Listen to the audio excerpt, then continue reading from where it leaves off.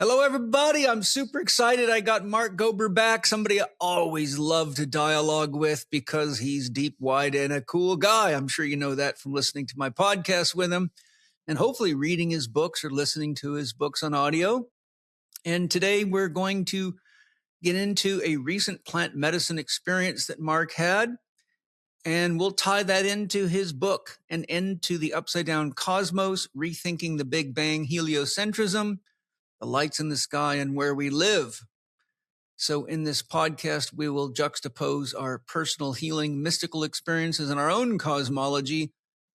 And we will encourage each of you to ask, does my cosmology need to be challenged or upgraded?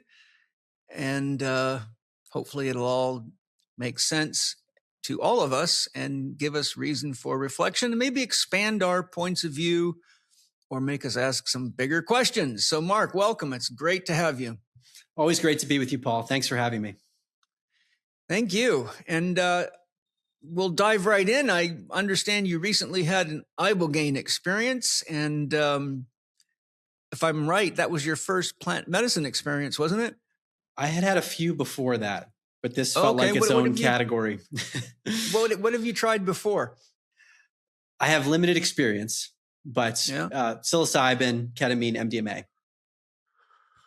MDMA. Yeah, well, those are all right. MDMA is not really a plant medicine. It's synthesized, but it's in that kind of class of experiences. Psilocybin's beautiful. Did you take it in the form of the mushroom or actual psilocybin? Oh, in the mushroom form. And my experiences were highly spiritual, very positive. Yeah. It felt like it took me to a place of myself that I've always known, but it gets blocked while in the human body. So it felt for me very comfortable, and it's more like a reminder. It's something that I had forgotten that I knew, and it taps into things I've written about. So it's nice to have a direct experience of things that I already knew intellectually. I don't think it gets blocked in the human body. I think it gets blocked in the human intellect. I think that's where the blocking happens. Well, that's a good question. I do wonder about this. The intellect for sure blocks it, but I wonder, is there something in human biology or even in the way the brain is structured such that it makes us less receptive to our natural state, especially as we get older?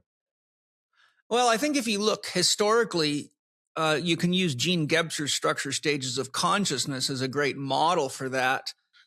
Are you familiar with Gebser's structure stages? No. Well, Gebser basically, one, he was a genius. He's heavily referred to by Ken Wilber in his writings, but I've studied his work quite a lot. And Gebser basically mapped out how consciousness evolves. So in essence, and I'll tie this into what we're talking about, the first stage is the archaic stage, which would be the stage of the early development of the earth. It's the minerals, the early biological life, and the kind of the most distant stages in which consciousness would have emerged if you look at the human being as the tip of the sword of biological evolution on this planet. Then was the magical stage. The magical stage was when human beings lived in a state of fusion with nature, and they didn't really have a conscious awareness of themselves as different from the animals, but kind of considered themselves one with. They were more like kin to the animals and the birds and even the plant life, right? They were very involved in and immersed in. And interestingly, the next stage is the mythical stage, and that is when human beings begin to tell stories, mostly by way of the shaman, that were trying to explain the unexplainable and were attempts to sort of help understand how we got here, who we are, what our place in nature and life is, attempts to explain the magic and the mystery and awe of existence in the cosmos, attempts to explain the phases of life from birth through childhood and maturation through death and what is death. and to create a sense of proprietary and improprietary guidelines for how a tribe should exist, and to help people make decisions like, what do you do if you go to war? How do you handle prisoners of war? So myths were all built to basically try to bring some meaning to things that were so mysterious and hard to understand. Like, what is lightning and why does it happen? And why does it sometimes kill people and sometimes not? But one of the observations that's very interesting is that when they look at rock art, cave art, artifacts that go back to the magical stage, they find something quite fascinating, that whenever there was pictograms of human beings, they didn't have any mouths, which in my own analysis suggests that listening was much more important to survival than talking, which if you think, 85,000, 100,000 years ago in a jungle, you better be listening really carefully and smelling as well. And when the mythic period began, then all of a sudden people begin to have mouths in the art, the cave art, rock art, and artifacts. So then you could see that language started to become more important. And then from the mythical stage, we went into the mental stage. And that's when we begin to formulate ideas and have more of a reliance on various ideas, sometimes at the expense of experiences. And Ken Wilber's description of that, and even in Gebser's, there's a rational stage where we begin to be much more rational and logical. And then that converges into what we're merging into now in Gebser's model is the integral stage. And that's when all these stages sort of, shall we say, condense into a much more expanded stage of consciousness. And that has a lot to do with some of the topics we're going to get into, because what Gebser talked about was that when the integral stage comes on, he said, reality will be diaphanous or somewhat see-through, and that timelines will converge, and that people that aren't well grounded in the previous stages could have a very, very hard time with it. And one of the important things that Gebser made really, really clear is that anytime you transcend a stage, you must include the previous stages. And why that's important is because when you look at the fact of what's happened since we become so rational and left-brained and worshipped ideas above and beyond experiences and even reality, my God, I mean, look what's going on. That if you lost touch with the foundation of what life is on Earth, with the oceans, with the biology, with the very fabric, the microorganisms, the soil, the minerals, the things that really give the Earth and biological life a foundation, if you lost touch with the intimate relationship between us and the plant and animal life, which interestingly our organs and glands and nervous system operate on the principles of the vegetable kingdom, which is why when people used to have serious brain injuries, they were called vegetables, because they actually only had their autonomic systems left to keep them alive. And that's the vegetative system. So the inner systems of our body, glands and organs, are actually more like the vegetable kingdom. And the animal kingdom is more like our musculoskeletal system.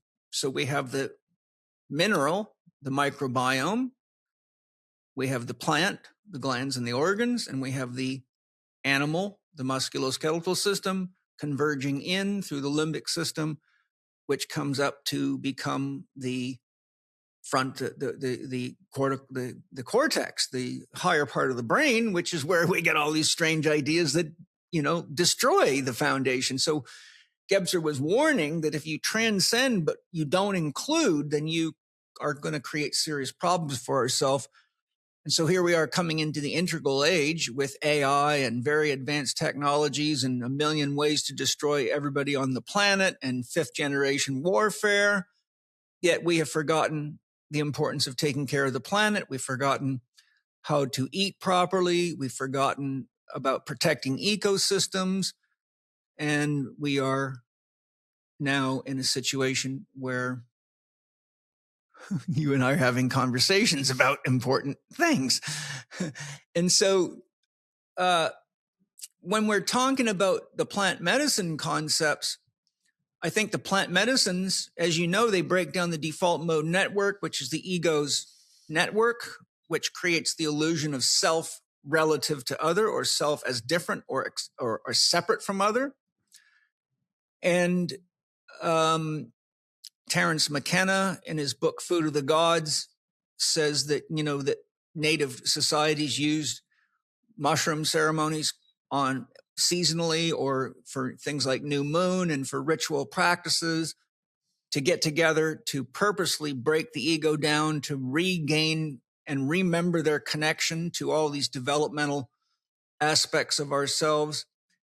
So I think that why I was sharing this is because, when we say, well, what is it that these plant medicines are doing for us? They're actually bringing us into touch with the aspects of ourselves that were clearly mapped out in the stages of consciousness that we've grown through, but due to distractions and manipulation by religions and technocrats and kings and emperors that have other ideas mostly about making money and control, we ended up being in such a fear-based environment all the time, which is number one way to control people, keep them scared to death, that we get trapped into our survival reflexes. And then it's high levels of adrenaline, high levels of cortisol, and left brain dominance. And you're losing touch with everything around you.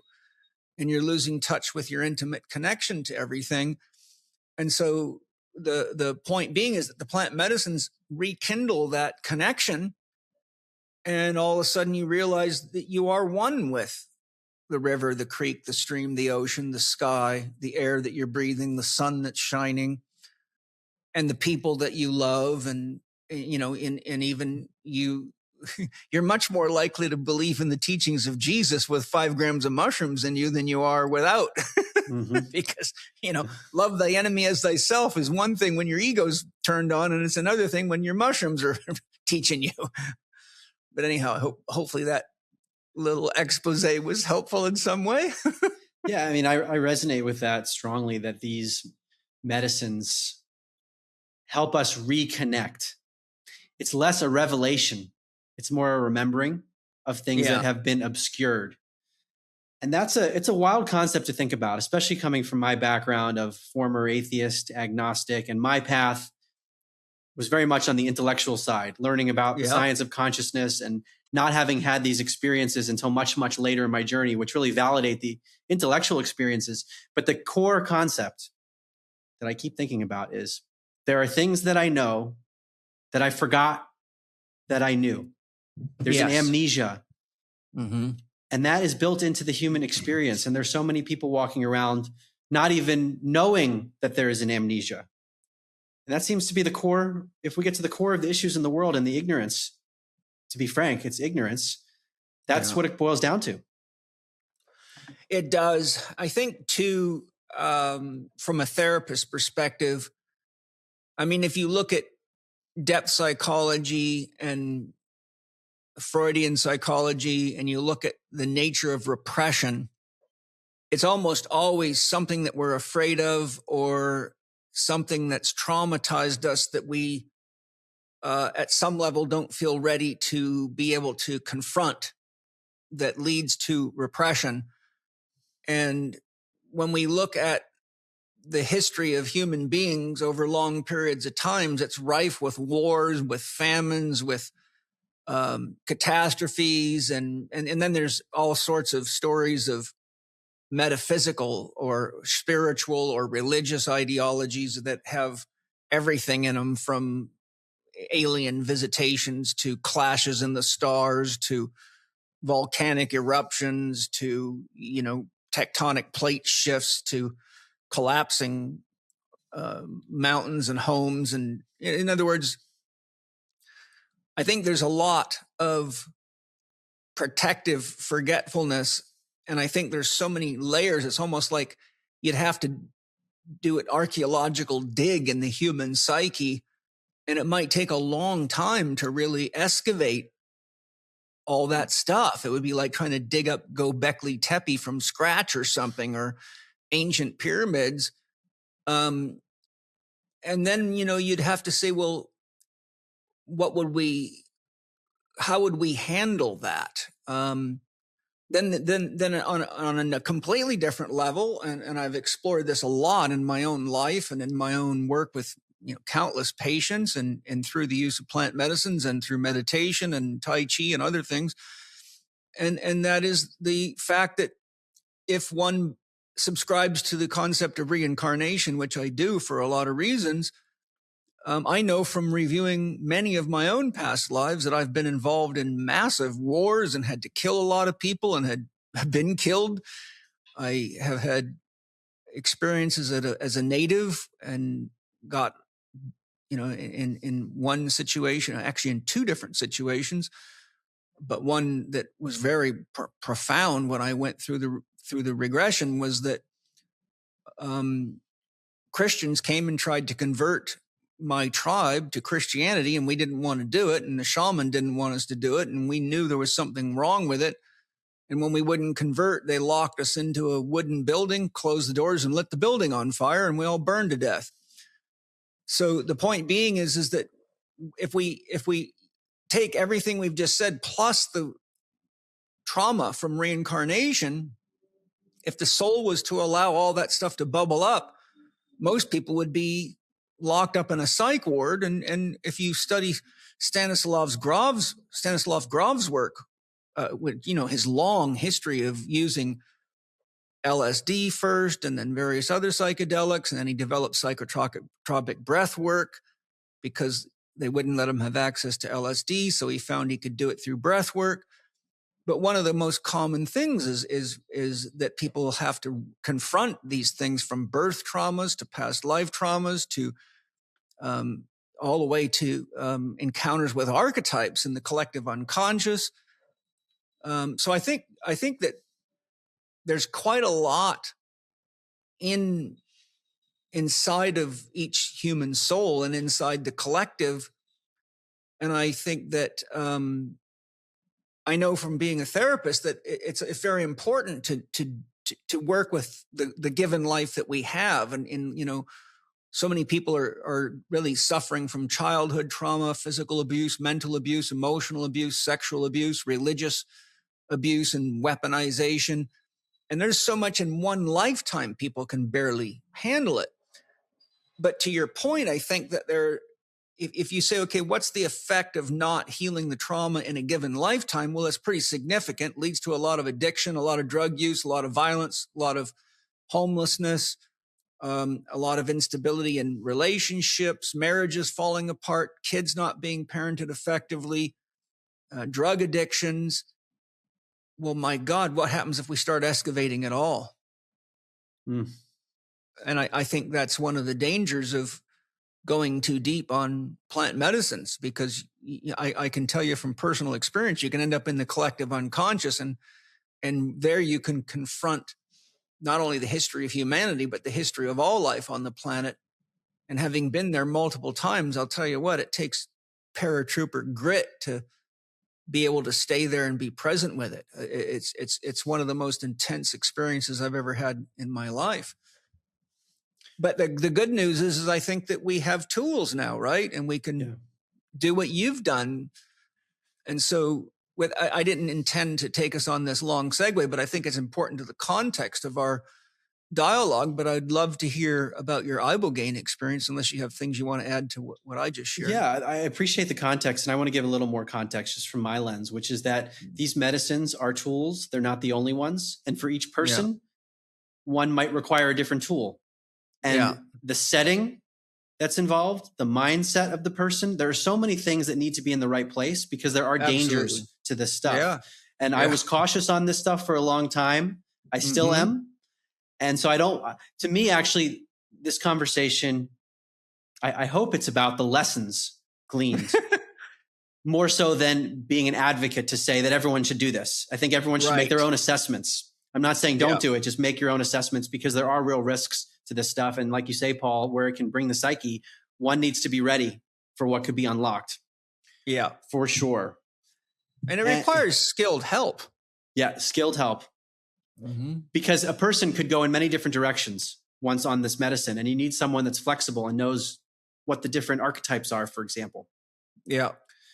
And I was fortunate, the place I went to for ibogaine, and if your audience is not familiar with this substance, when I talk about it with people, I sometimes get a strange look, because people have heard of ayahuasca or magic mushrooms, but ibogaine is a bit more esoteric. Isn't it African in origin? Yes, it comes from an African root. There is a root called iboga, I-B-O-G-A, and ibogaine is one of the key alkaloids. So some people do the entire root of iboga, which is known as the grandfather spirit of earth, whereas ayahuasca is the grandmother. Iboga is known as the root plant, meaning it takes you to the root, whereas ayahuasca is the crown. It takes you out a bit more. And ibogaine, it can also come from some other roots. There's one called, I believe it's the Voacana africanus. I hope I pronounced that properly. But the center I went to, called Beyond in Cancun, they extracted from this other root, but it's still ibogaine, even though it doesn't come directly from iboga. But these are all African roots. And from my understanding, it's known as one of the most, if not the most intense experiences out there with plant medicine. Not as much because of the otherworldly elements of it, more because of where it takes you within yourself and the uncomfortable truths that you're forced to confront. And the way that I think about it now is that this is a medicine that loves through truth, even if the truth is painful. And it's really made me reconsider, what is this concept of love? Because in the popular culture, we think of love as a feeling, something that's feel good towards something else. Whereas I think that's part of it. And another part of it is loving through the truth, because that's bringing us in alignment with reality. And that's my overarching summary of ibogaine. There's a lot more we can talk about, but I'll pause there. Can I share, because you're talking about love, and I agree, a lot of people just think of it as something, well, you described it pretty well, somebody does this for me or does that for me or is good in bed, or, the wide variety of love. It's interesting too, because when you look at different languages, English really only has one word for love, but I know Italian and I think Spanish and some of these other cultures have many more words for love than we do. And you can feel it in the music that they make about love. It's very interesting. But because of this, I asked my soul for help with defining what love is. And my soul said, first of all, love is the binding force of the universe. It is the basis of all relationship. Second of all, love is the flow of energy and information through empathic and compassionate connection to self and or other. And ultimately, there's nothing in the universe but energy, information, and frequency. So love is the flow of energy and information. Energy and information turns out to be spirit, through empathic to feel, and compassionate to understand self or other. And I think that is quite a good definition of love. And from that perspective, to bring someone the truth that will bring them in alignment with themselves, even if that's painful and causes suffering in the short term, that is ultimately loving. So it is more of this grandfather type energy. I didn't see a grandfather spirit per se, but it felt like there was an external intelligence. It felt like a divine intelligence. There's a lot of reverence in this space of, wow, I am with something very holy that is an emissary of the divine. I've never felt that before with something where this is not a joke at all. You don't mess with this stuff, and it's going to show you things that you might not want to see, but it's ultimately for your own evolution. And I was thinking about my own personal journey. And as you know, I write books about things that are often uncomfortable for readers to think about, but it's my way of expressing love to help myself come into more truth and then share that with others. So this medicine, there was a bit of an irony there of it was showing me a bit about myself, things I've been doing in other areas. And it's brought me we're only, let's say, 7-8 weeks out. So I think this is going to be a very long integration process, and maybe my opinions will change. But it's helped bring me into truth in areas where I was a bit more lenient, let's say. You know, enzymes are one of the most important things we can use to supplement our diet. Very few people have normal levels of digestive enzymes. It's extremely common to be digestive enzyme deficient because so many people are eating cooked foods, processed foods, packaged foods, etc.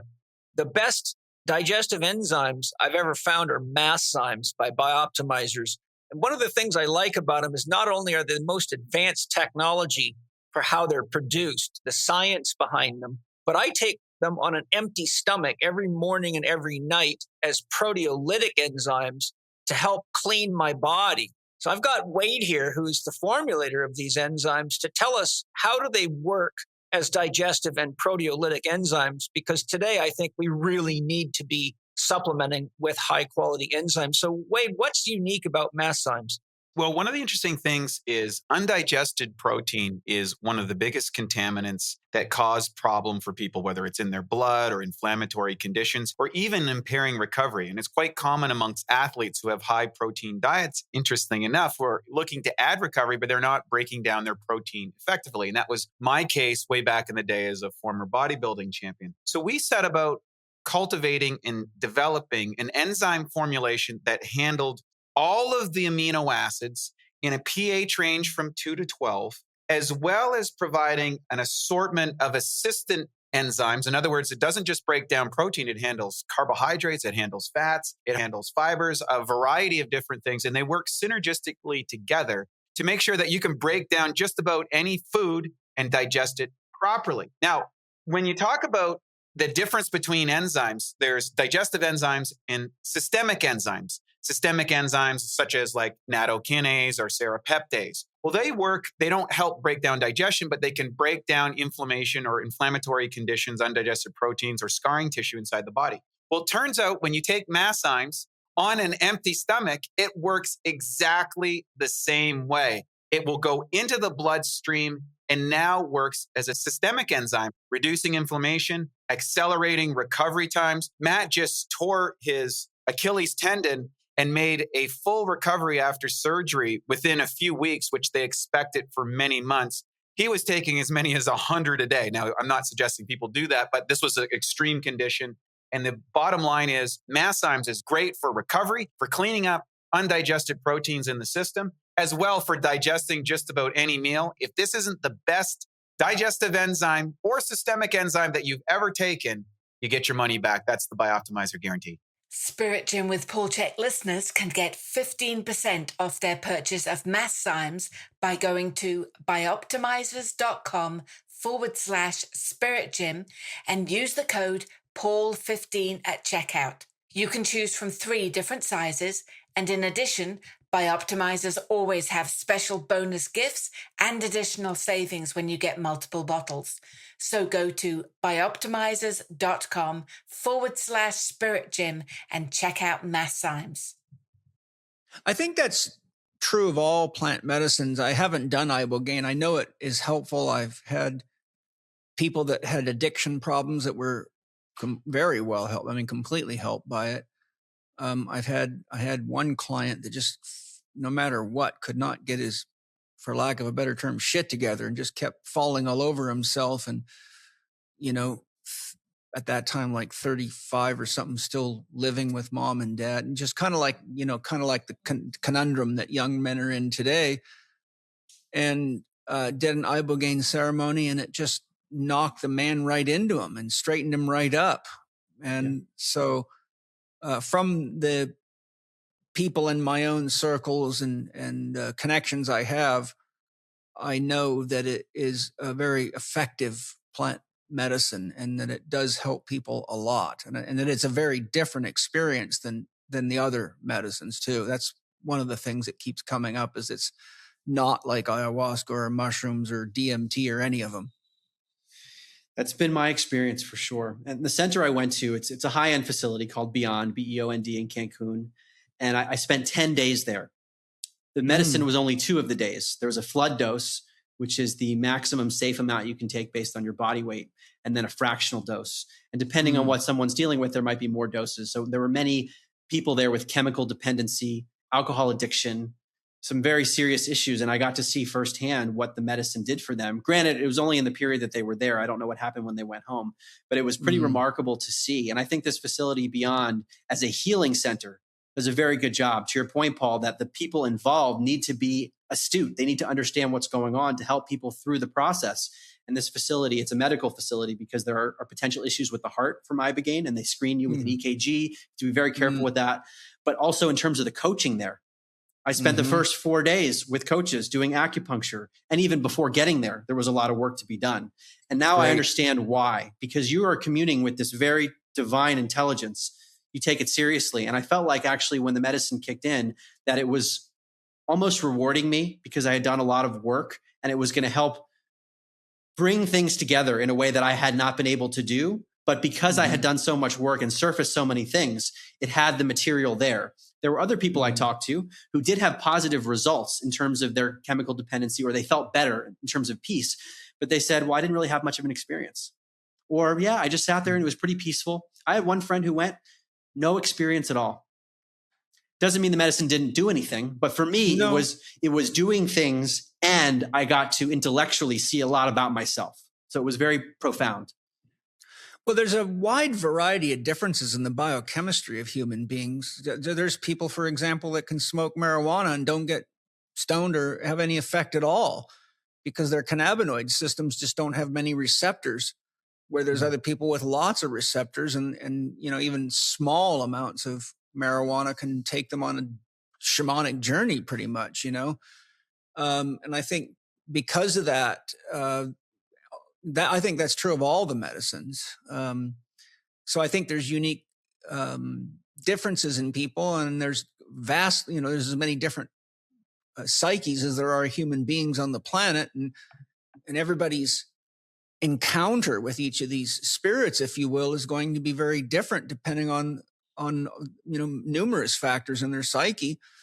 And for example, think how many people go into plant medicine ceremonies coming out of an Abrahamic religious ideology and believe at some level that these things are the work of the devil, but they're just ready to step up to the plate and try something different. But they have to kind of deal with the background fear of, oh my God, what's going to happen if my mother finds out, or, all that stuff. And it completely changes the nature of the experience. And I know for a fact, as you're saying, that these things don't just work on the physical or the physiological level. They work on an energetic level. They work on a spiritual level. They work on a multidimensional scale. So sometimes I think one of the things that I've had to confront as a guy who's run a lot of healing ceremonies with plant medicines, sometimes I know from my own analysis that it's not a good idea to give certain persons, like a standard dose of mushrooms, which is considered a shamanic dose, is 5 grams. That's the standard shamanic dose if you want to do a proper ceremony so that it's not just goofing around and whatever. But I've known people that my soul and connecting to their soul and all the other analysis I do said, don't give them more than 2 grams or less. And I've even had times when I thought people were coming for a full-on ceremony that gave all indications they were ready for it. And my soul said, no, don't give them any, just let them smoke a little bit of hash. And I've had them go through very intense experiences on hash that made me have to earn my money. And I'm thank the Lord I have connection to souls and inner guidance, because I can't even imagine what would have happened if this person had 5 grams of mushrooms in them or took a hit of DMT. My God, they might have killed themselves or killed somebody else. And so the point is that it doesn't take a lot of the right medicine to unlock the unconscious. And oftentimes the person's perception of how high they are or how much of an experience they're having at a cognitive level isn't a good indicator of what's happening at the level where healing needs to take place. And I think it's just kind of the kind of the American way, as I say, the only Americans can create combat yoga. And it's kind of like, ride the bull, everything Texas, big and fast and strong, but that's not always the best approach with psychedelics. Right. It's not always the case that more is better. Each person is different. What do you think took you, how long had you understood about plant medicines before you got into it? Because it seems to me with your powerful brain, you probably knew about this years before you got into it. What was holding you back? I learned about ibogaine about 10 years ago. And this was before my spiritual awakening. I had just turned 30. I was in this place in my life where I believed, because I listened to science or the scientific establishment, that life is fundamentally random and meaningless. And any meaning that we create in life is a figment of our own imagination. But when we die, that's the end, because it's lights out, because our brain is creating our consciousness. So when the brain dies, that's the end of our conscious experience. That was my camp. And I was working in Silicon Valley, dealing with ups and downs in life, some relationships, some deals in business that didn't go the way that I wanted. And I was feeling incredibly lost because I had spent 30 years sprinting and I felt like I was on a treadmill. So I was a zombie. Many of my friends from the Bay Area remembered my state of being. From the outside, it looked like Mark had a pretty good life. On the inside, I was dying. And I started listening to podcasts. My first podcast that I heard that I remember was Tim Ferriss interviewing a venture capitalist named Mark Andreessen. And I thought in 2016, this is so cool. You can listen to smart people talk for hours. It was a more novel concept back then. So I had a long drive from where I lived in San Francisco down to my office in Silicon Valley, and I would listen to these podcasts. And Tim Ferriss was talking about psychedelics. And he interviewed a number of people, including Martin Polanco, who was talking about ibogaine and its benefits helping vets with PTSD. And I remember hearing him talk about it. And I said, that sounds like something I should do. But I was nowhere near, I wasn't ready to take anything, pharmaceutical, psychedelic, but it was enough for me to explore what people were talking about with psychedelics, not even from a spiritual perspective yet. Fast forward, I learned about the science of consciousness, the evidence that things like telepathy, remote viewing, those are real phenomena. They've been studied scientifically by the US government, declassified documents. The University of Virginia has a division of perceptual studies. The Institute of Noetic Sciences has been studying this for 50 plus years. I'm now on the board there. But for me, 10 years ago, mind-blowing stuff. I learned there's more to life than just the body from an intellectual perspective, but I still was not ready to actually ingest something. And I think part of it is stigma, societal stigma that these are dangerous drugs. You shouldn't mess with them. Now I see them as divine medicines, and that in the right place, in the right time could be very useful. And I was also, as I went down the research path, not just the first book, but into the later ones, and I learned about dark forces, not just angelic light forces, but there are some dark forces out there that can be deceptive. And I was concerned, and still remain concerned about this, that when our consciousness is opened up, we could encounter these sorts of beings because we're opening up to new dimensions of consciousness. And I thought to myself, well, I am not qualified to deal with these. So it was a bit of an adjustment to experiment a bit in safe settings to get to a point of comfort. I think there can be a danger with these medicines to try to chase peak experiences. And I don't think that's the goal. I think the goal is healing, like you're saying. And if there are insights that can be gleaned in these medicine states that we can then incorporate in our life, that's where the value is. And I saw this very clearly with ibogaine, but in some of my other experiences too, that, okay, we're showing you this. You don't necessarily need to come back. Now just go do it. It seems very easy when you're in this heightened state. Oh, obviously it's true. Love yourself and so forth. And we can talk more about some of the lessons I learned. But you get back in your body, back into the old operating system. Can you make new decisions? Can you change your life? That's really where the test is. So I am a fan of these medicines in the right place and the right time if a person is ready to actually incorporate the lessons learned into daily living. Yeah, I think there's a lot of benefits for them, but I think first and foremost, the path of healing and reconnecting to your authentic self is what I would consider the prerequisite to using them for other purposes. For example, they could be Silicon Valley's famous for bringing in shaman and, using LSD and everything else to open up their mind to get new ideas. In fact, I wouldn't doubt if psychedelics has a fair bit to do with AI's development because of the connection there, paradoxically. But I think that in order to get to use them for other purposes, it's important to go through the healing work first, because inevitably those medicines are going to take you right where you need to go. In other words, you could be in a think tank meeting and someone's passing around orange sunshine, but you end up going through a healing crisis in the middle of a boardroom with a bunch of guys looking at you like, what the hell's going on? And it would probably be half the boardroom doing that at the same time. But so I think the healing is first. But I know for me that, you know, I might be meditating on a question like, if I was going to put a solo podcast together on something that's really important for the world to hear about right now, what would be the best thing to do? And so I might set that as an intention and go into a plant medicine ceremony and create a field of receptivity where that's my intention. And so use it for that. But I know that I can go in because I've already done the work necessary to use it as a tool that way. And I can stabilize my consciousness and stay focused on that. But if you can't stabilize your consciousness because you're, you know, having to deal with something that's more fundamental, you know, I before we before all, you know, I don't think the plant medicines want you to try to figure out how to save the world until you get yourself in order, you know.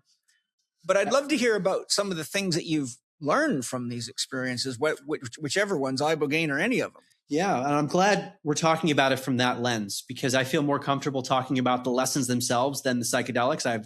I feel very inexperienced. I know you have a lot of experience, so I think it helps this conversation. But for me, the lessons I learned transcend plant medicine. And I can start with giving the intentions that I set. The center I went to, Beyond, does a really good job of helping people get clear on what they want with the medicine, because the medicine, as they claim, is very responsive to your intention.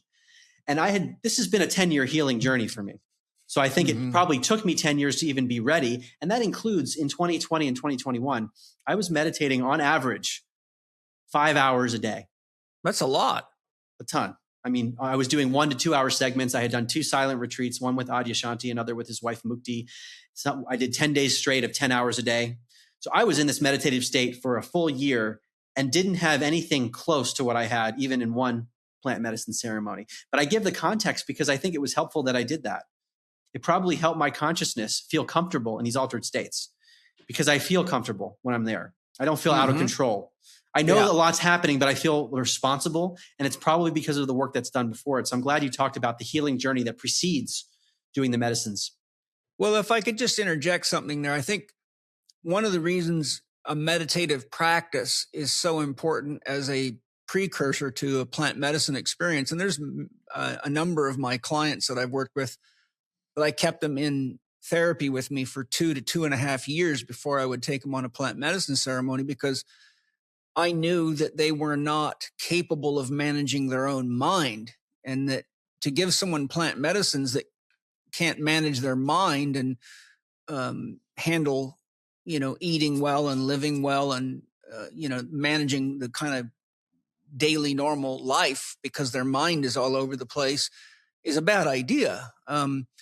But the whole point in speaking in general here is that when you're meditating, the goal is to witness your mind and detach from it so that you're not caught up in it, and you can watch it, and you can watch the unconscious arise, and you can look at your own mind and all the judgments and all the insecurities and all the fears and all the soap operas and dramas that seem to just come out of nowhere. But prior to getting to the point where you can actually detach yourself from it and see it, you really look back on yourself and, my God, I was just living that out like a puppet. And if you can't get to that place of detachment, then you will just be a puppet with the volume turned up by the magnitude of whatever medicine you took and the volume and the dose you took. It amplifies. It amplifies what's there.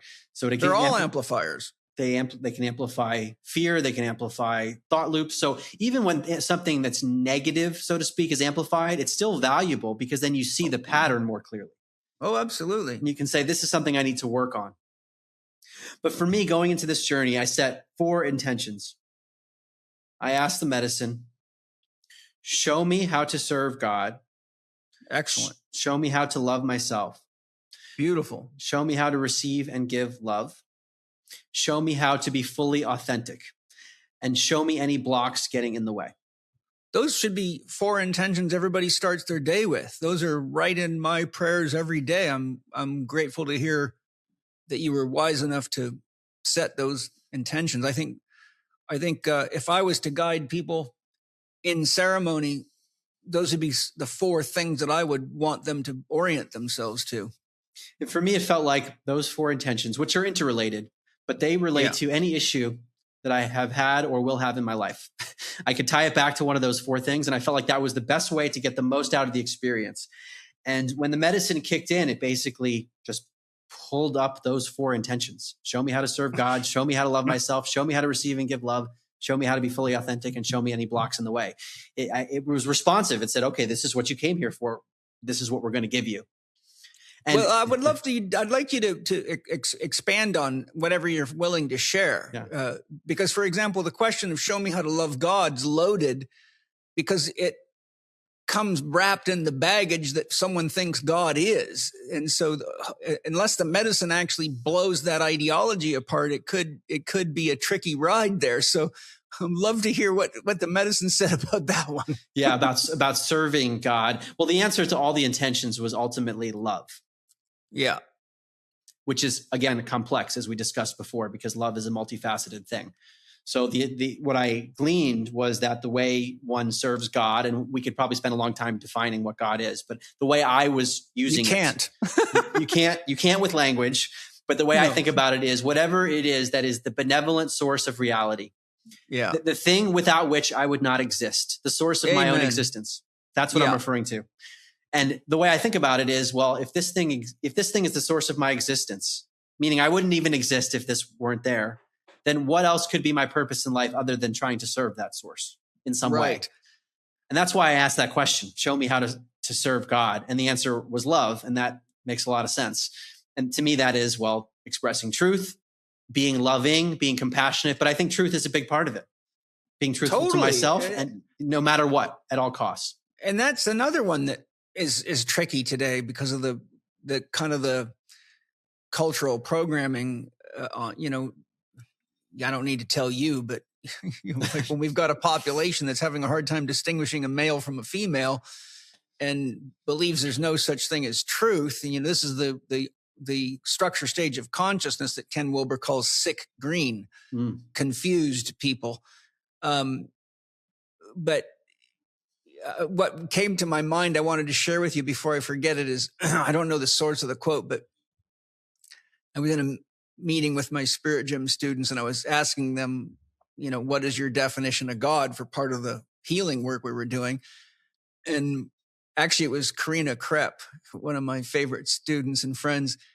She said, God is the blanket that covers the mystery. And I'm like, there you go. That's perfect. God is the blanket that we all create to cover the mystery that is ineffable, right? Well, what I will say from these medicine journeys is that whatever I felt about God from an intellectual standpoint before, I would have said, yes, God is a reality as this benevolent source of reality. But experientially, there's no question in my mind after having those experiences. It was a remembrance of that that's a real thing, that we are here as, I saw it as characters. We are divine characters. So this notion that Mark exists, it's almost a misnomer. Mark does exist as me, but I was able, and especially in this medicine journey with ibogaine, to see the character Mark from a third-party perspective, which felt to me like a divine lens. That's the only way I can describe it to you, Paul. Whatever is the source of reality that is loving, I was there watching Mark. And that was trippy because it was something I remembered and had forgotten, but also it was a reckoning of seeing the ways in which I was betraying myself and was such a perfectionist that I was not loving to myself. I wouldn't let go of any time I lost in something or something I didn't like about myself or something that I could have done better. I saw the accumulation of those things that I had not let go of. And there was a grieving process to grieve my life in a sense, all the ways in which I was not loving to myself and was just self-loathing, really. It's a brutality, which led to success in certain ways societally, but it led to a lot of inner turmoil. And likewise, I was shown what self-love means, which I had heard that term used very often. And there are many people, for example, I'm thinking of Robert Schwartz right now. He wrote the book, Your Soul's Plan, the idea that we planned our life before birth.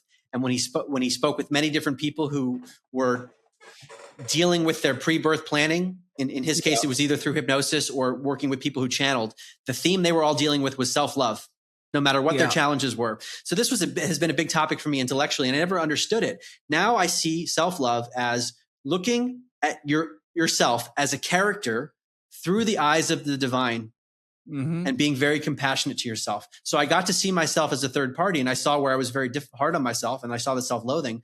But then I got to see myself from a much more positive lens of, look at that guy over there watching a movie of myself. Look how awesome he is.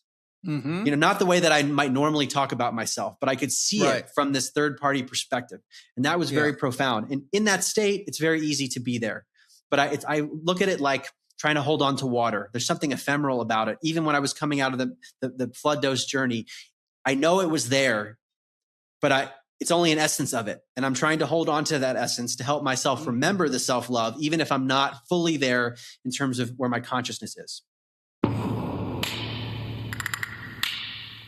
If you have listened to even one episode of Paul's podcast before, then you will know that he is passionate, and some would say even fanatical, about the quality of the food he eats and where it is sourced from. That is why the Chek household only eats pasture-raised meat, wild-caught fish, and organic produce. And that is why we subscribe to Wild Pasture's meat delivery service. Each month, Wild Pastures delivers a box of meat that has been raised by family farmers in the USA using regenerative farming practices. 100% grass-fed and finished beef, pasture-raised chicken, and pasture-raised pork, as well as wild-caught seafood. You can customize the selection in your box, add on extra when you know you will be feeding more people, or change your options each and every month.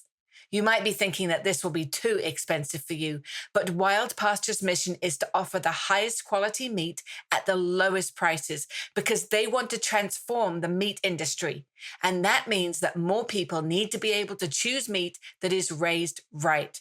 Their pasture-raised animals are part of a natural ecosystem.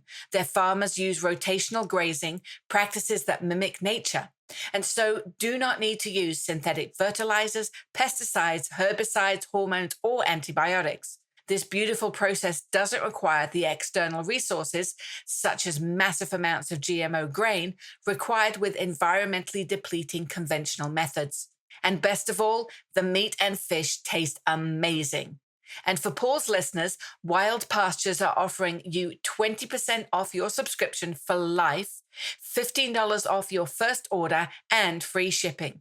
Seriously, you can't find a better deal for top quality pasture-raised meat. Go to wildpastures.com/Paul Chek. You don't need a promo code. Just visit wildpastures.com/Paul Chek and start choosing the goodies you will have delivered to you in your first box. I think one of the most important things that helps do that, and I teach this and practice it, is to remember that we are each a unique expression of the divine. There's no other way it can be if you understand what the word God means.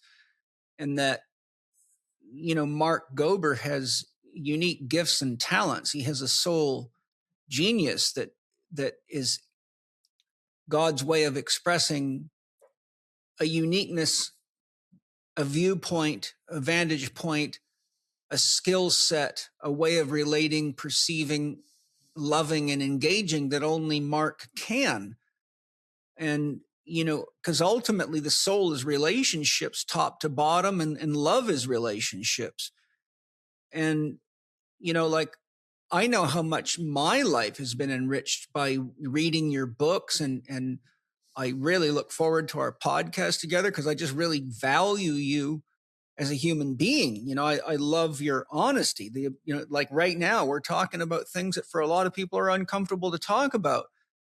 But I've always celebrated you as a man who's open-minded enough to challenge his own beliefs and pursue the truth. Because honestly, if I could wave a magic wand and say, what would I turn Mark Gober into with the way I know him? I would turn him into an elite scientist, because he would actually generate real science instead of being a flunky for a technological corporation to use science to manipulate people.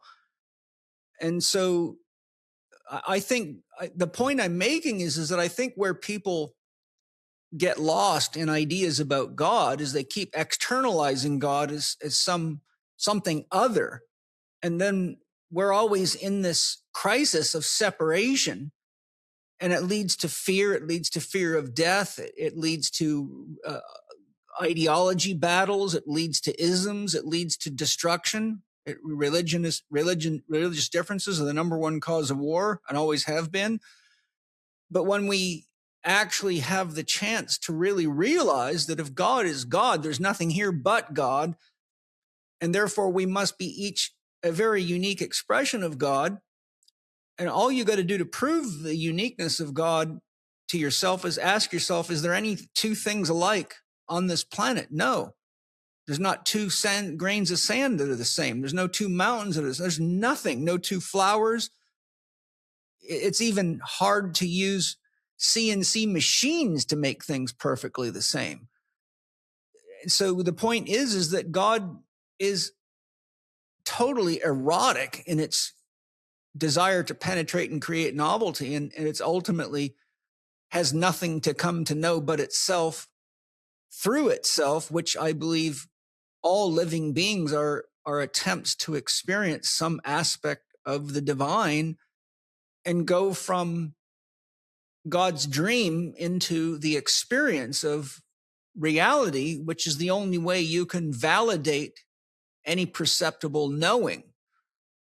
Right? You can read all sorts of books about sex and think you know a lot about sex, but until you've had sex, you don't even know if what you know is true or not. You know, a lot of people, for example, think God is perfect. And I say, well, you got to realize that perfection doesn't move. You can't improve on it. So if God is perfect, then life is where God tests itself against that, that vision or perception. And this is where the concept of dukkha comes in Buddhism, which means the necessary imbalance. Without the imperfection that you looked at through the ibogaine, or that we look at when we are honest in our own self-analysis, there would be no awareness of growth potential. There would be no, think of just all you got to do to see this is just start studying the biographies of famous people, musicians, singers, actors, scientists. Most of them had really tough. I mean, Prince, look at the upbringing Prince went through. Look at the Jackson family. And it turns out that Tina Turner, look at the imperfection that created the imbalance, is often exactly what drives people to go out and do what they do in the world. And if they don't do the healing work along the way, then the same imbalance that drove them to giving such gifts to us actually dismantles them and turns them into addicts, and they end up dying painful deaths. So you can see, in summary, all I'm saying is the beauty of God is that it embraces imperfection in order to evaluate perfection to see if it's real, because God is utterly honest with itself. And I think if we can kind of get past some of these programmed ideas about God, do what it takes to look into our own heart and into our own being and look into the reality that we're all in, and say, well, if God is God, then how is it that God is Godding? Well, God's Godding right now in this podcast. God's Godding in the birds, the bees, the flowers, and the trees, and everything. And you can see it's a dynamic process that's ever changing, and some things come and some things go, and some things last and some things don't. I think then you kind of get closer to a realistic relationship with God that allows you to embrace the imperfections of yourself and do what God does, constantly try to improve. I had this very strong sense, which is what you're describing with the medicine, that God is within, meaning there is some aspect of me that is the divine. And it aligns very well with the metaphysics that I've described very often. Bernardo Kastrup summarizes it as whirlpools within a stream. So you have this infinite stream of water where water's like consciousness. Each of us is a whirlpool, an individuation, a localization, but we're part of the full stream. So that means the divine is always within. It felt very personal in that way, meaning when I was watching myself in this mini life review format, it was myself observing myself. Yes. And that is heavy because it's not like there was someone else pointing the finger at me. It was me seeing my own quote unquote mistakes. That perhaps that's not the right word, but just knowing where, how did I get so lost there? I could have been better there. And I hear this a lot with near-death experiencers. They go in cardiac arrest. Their consciousness goes out into this other realm. They have a life review, and they will very often say, it's not a third party judging you. It is you being accountable to yourself. And I felt that very strongly. It's from a Jungian perspective, you're describing consciousness, your consciousness aligning with capital SELF. Yes. Looking at little SELF. Exactly, Paul. You know, the God self within, looking at the little self within. It depends on how you want. I could do a whole podcast just on those two concepts, but I think that, you know, the capital SELF in Jungian psychology simply put is everything that supports your ability to live. And I mean, that's the entire of creation. The little self is that personal unit of consciousness or the expression of divine as the individual. But you're describing the ability for consciousness to look at itself from the big self perspective, to see the little self, and then the little self to be more aware of the big self. And ultimately, how do we love each other? Big self, little self. How do we come more into harmony with each other? I mean, the big self is forever forgiving because the little self is like its child, but there's always this, this is not really the right word to use, but like a parent-child relationship. But the reality of it is the parent and the child are both within us. And I think the medicines help us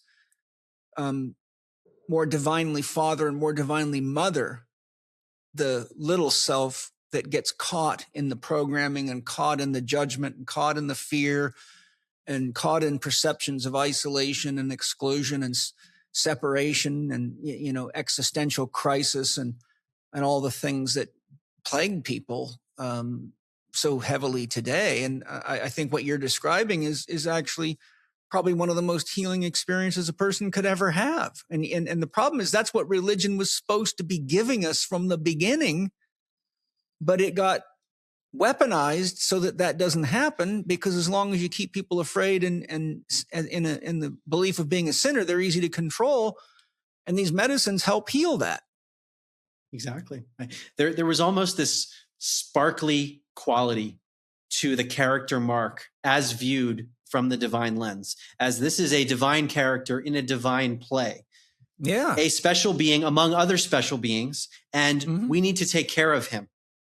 Yeah. As the divine. So when I'm in the character Mark, I can kind of switch my consciousness to that divine lens and say, we need to take care of this character. We need to protect him. No more self-betrayal. That's a big theme that I hear about with ibogaine, and I felt it strongly in mine. It's related to self-love. Self-betrayal is, I'm going to do these other things that I don't want to do because I will receive validation from others at my own expense. It's a form of self-loathing that our society, I think, trains us to do.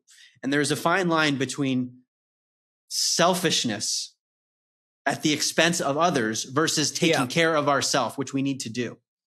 Yeah. Well, that description is the nature of childishness. Yeah. And I think I wrote a note while you were talking.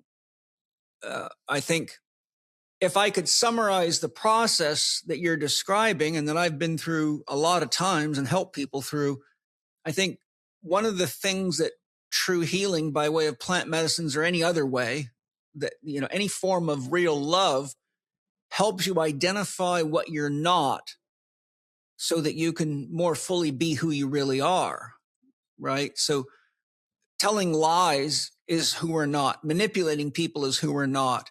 Being greedy and selfish is who we're not. All you got to do is look at the behavior of the globalists to see a big example of the not. Yeah. And paradoxically, they're showing us exactly what happens if you go down that road and the function of evil is to point to the good, right? Without evil, you don't really have a conscious appreciation for the good. So when you see all the aspects of ourselves that are not good to amplify because they lead to self-destruction at every level, once you recognize the not Mark, you can see the real Mark. And when you see the real Mark, he's worth loving. He's worth growing. He's worth sharing. And I'm using Mark as a placeholder for all of us, Yeah. Well, the term you used about manipulation, there can be a lot of subtle manipulation in people who want to please others. It's not intentionally negative. It's done in a way that the person believes is positive. I'm going to act this way, even though it's not authentic, because I think it's going to help you. There's a subtle arrogance and manipulation in that many people fall into that I can see much more clearly. Because it's by not being authentic, it's actually negatively manipulative because the person doesn't get to see the true you. Therefore, they don't get the proper feedback that they might need. Right. Yeah. There's a lot there. I'll avoid going into that because that would be a big unpack. But these are very, very real issues. These things are amazing. I'm glad we're talking about this. I've had a lot of podcasts on plant medicines, but it's nice to have a more personal dialogue with you on it. And before I get into the next question, I wanted to ask you, was there anything else that you wanted to share that was particularly important for you? I've been hesitant, especially in a public sphere, to discuss certain specifics because they involve other people and family. And I just don't feel right discussing things that involve other people. But I can say, generally speaking, especially with this medicine, more than anything else I've encountered, I view it almost visually like a triangle that's upside down, where this medicine is bringing you to the point at the bottom, meaning the inward root of everything happening. It takes you to the young years. I don't have any major traumas that came up, but it just helped me remember elements of my younger selves that I had forgotten, like a Polaroid picture where the pixels were filled in. And even deeper than that, I felt a very strong sense of ancestral trauma, which I had only looked at as an abstract idea. I've done work on family constellation, Bert Hellinger's work, and I've heard a lot about it. My lineage, at least biologically, is Jewish. It hasn't been a big part of my life. If anything, I feel like I've been rejecting it. And the medicine, one of the things I learned was, even if you don't agree with everything in it, it's your ancestry. Don't fully reject it. It's part of you. But I felt very strongly what I hear in family constellation work, which is that many, if not all of the things you're dealing with in your life, even though they feel like they're yours, they are inherited and you are embodying them. You are mirroring this stuff as a result of things that have happened outside of your own existence as this character. And I felt that on a very, very strong level. And have you read Mark Gober's book? It didn't start with you? Yeah. I've had him on my podcast. He's coming back again, by the way. He's updated his book, expanded it. So along the way here, I'm going to be doing another podcast with him. I found his book and the questionnaires in it and the way of exploring that. I've used it with a lot of my patients and clients, and it's very, very therapeutic. But I want to let you finish. I didn't mean to cut you off because there's something else I want to share about that issue. It just became much more clear to me that is that there's something energetic. I don't know how this works in terms of heredity, things that I wasn't even exposed to, but that can lead to various forms of thought patterning and catastrophic thinking and fear. The way that I described it shortly after the journey was, it's a terror of being annihilated, meaning wiped out beyond death. And when you have that underlying terror, that leads most things in life to feel like life or death, even if they're actually not. Getting a good grade in school. Well, if I don't get a good grade, then I'm not going to get into a good college. I'm going to be on the streets. It's not rational. But if that process is running underneath unconsciously, it's a big deal. And even a layer below that, I'm starting to realize, well, why would there be terror? If one had a trust in God, there wouldn't be that terror. So maybe the core wounding in this realm is more spiritual, a loss of trust in God. And I'm still integrating all this. So you're catching me live and in process, Paul, but there's something deep here. Good. Maybe I can help you. I've done a lot of this. It's usually about, in my experience, it's about 4 months to fully integrate a decently deep ceremony. Mm-hmm. Yeah, that rings true, if not longer for me in this one. Well, I've looked at this deeply spiritually, and I have my own practices and ways of investigating these things. I've talked about them on other podcasts, so I won't belabor it. And I think from a scientific perspective too, we now have enough science to point us in a direction that is helpful. For example, it's well known now that science has identified that the DNA is a cosmic antenna, and that it can connect us to multiple dimensions of reality. Greg Braden speaks a lot about this. He cites research papers. I've got Cynthia Dale and many others that refer to the DNA this way. And I've actually investigated it spiritually, and my soul's given me visions of how the DNA is formed and how the DNA works.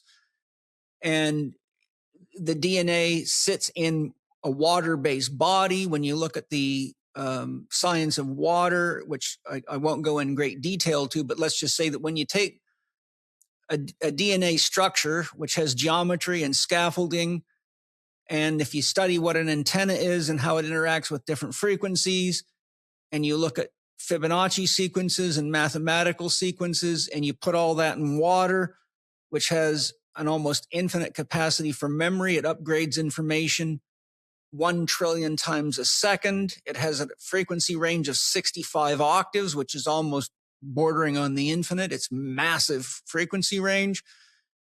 Then when we're talking about ancestors, which is right in our DNA, I mean, we have that's what ancestral DNA is all about. That's the way they get into us. If it wasn't for DNA, there would be no connection to ancestors.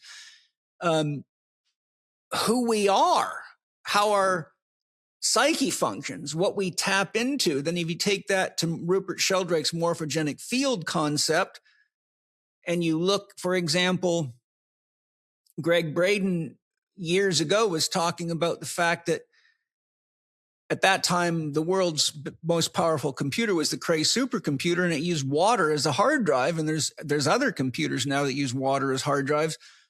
But scientists were saying, how in the world can water hold all this information?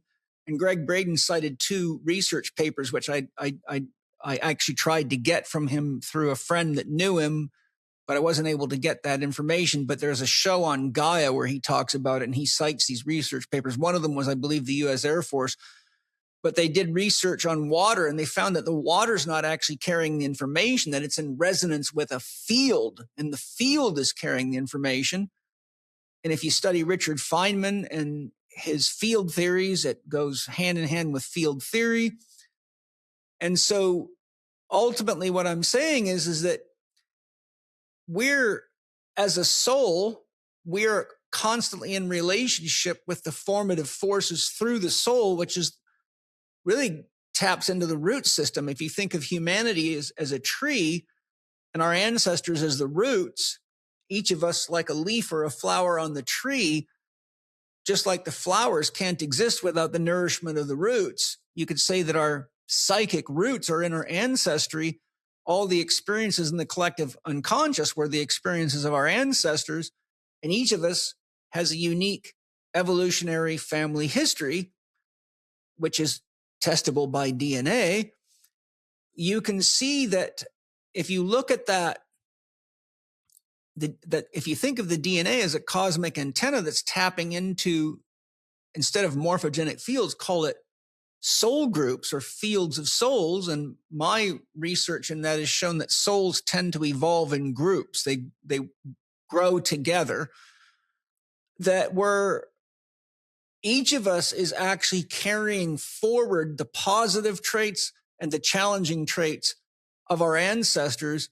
And when you look at Mark Wulin's work, he shows very clearly that if you, for example, come from a family with a lot of addicts, but you actually heal addiction in your lifetime, then the future generations are likely to be healed of that addiction. And then you look at Rupert Sheldrake's research and showing how ancestral learning moves on. I don't want to take too much time to explain all this, but he shows beyond a shadow of a doubt there's a morphogenic field connection and that we can learn very quickly. But one of the things that's so important is that if we heal something like addiction or the urge to violence or the urge to theft, etc., that it actually nullifies it for the offspring. And I think that's one of the things that's so important for us to understand is that our work is actually, whenever we heal for ourselves, we're actually healing for our family. And I think that makes, I always tell my patients, clients, and students, look, if you can't do it for yourself, do it for the people you love. And I think that's an important concept because ultimately none of us could be here without our family connection. Even if we were orphaned, we still had to have a mother and a father to get here. We still had to have caregivers, and we're still under the influence. And I can give you an example. My father died when I was young. My mother left my father when I was 3.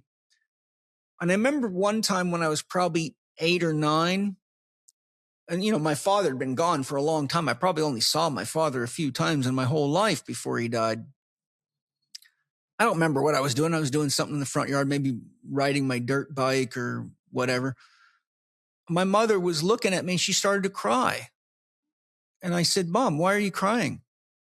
She looked at me and she said, you are so much like your father. It is just mind-blowing for me. I don't know what her word was, but, she was like, it blew her mind. She says, you have spent almost no time with your father, but you are so much like your father. It's incredible. And there you go. It's seated in us, right? And so for better or worse, I have to heal my dad. But I think these things are all very important and very real, Mark. Your liver is responsible for many essential functions in your body, including flushing toxins and harnessing nutrients. Organifi's Liver Reset contains a potent blend of adaptogens, including milk thistle, artichoke leaf, trefoil, and dandelion root, to support liver health and the removal of excess toxins for improved digestion and energy promotion. Pair this with Organifi's Gold drink and you have their Recovery Stack bundle. Gold is a delicious nighttime tea made with 9 calming superfoods. It's a creamy turmeric blend that helps you wind down, relax, and support your body's natural recovery cycle while you sleep. Now you can get 20% off your order of Organifi's Recovery Stack bundle. Go to Organifi.com/Chek20 and use the promo code Chek20 for 20% off your order. That's Organifi.com/Chek20 and use the promo code Chek20. I felt this exactly what you're describing, Paul, Yeah. that I am in that journey and everything else I'm doing, I'm healing things not just for me.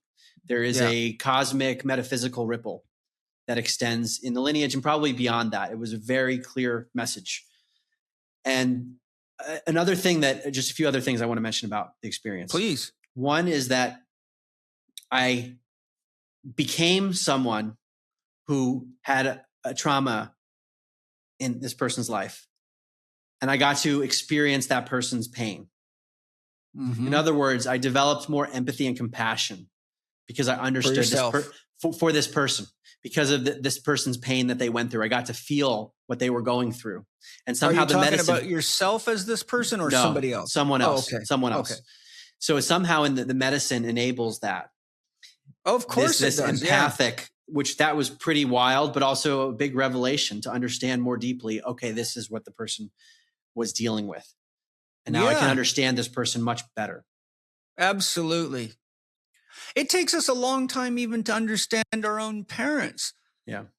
Because I deal with so many people that are, in various states of crisis or health issues or whenever I have to do a lot of this type of work with people, it's inherent to what I teach Chek professionals, because most people won't heal until you get to the roots of the beliefs that are driving the behaviors. And a lot of beliefs are beliefs about mom and dad that are activating the victim archetype or the saboteur archetype, or keeping them in the, eternal child archetype.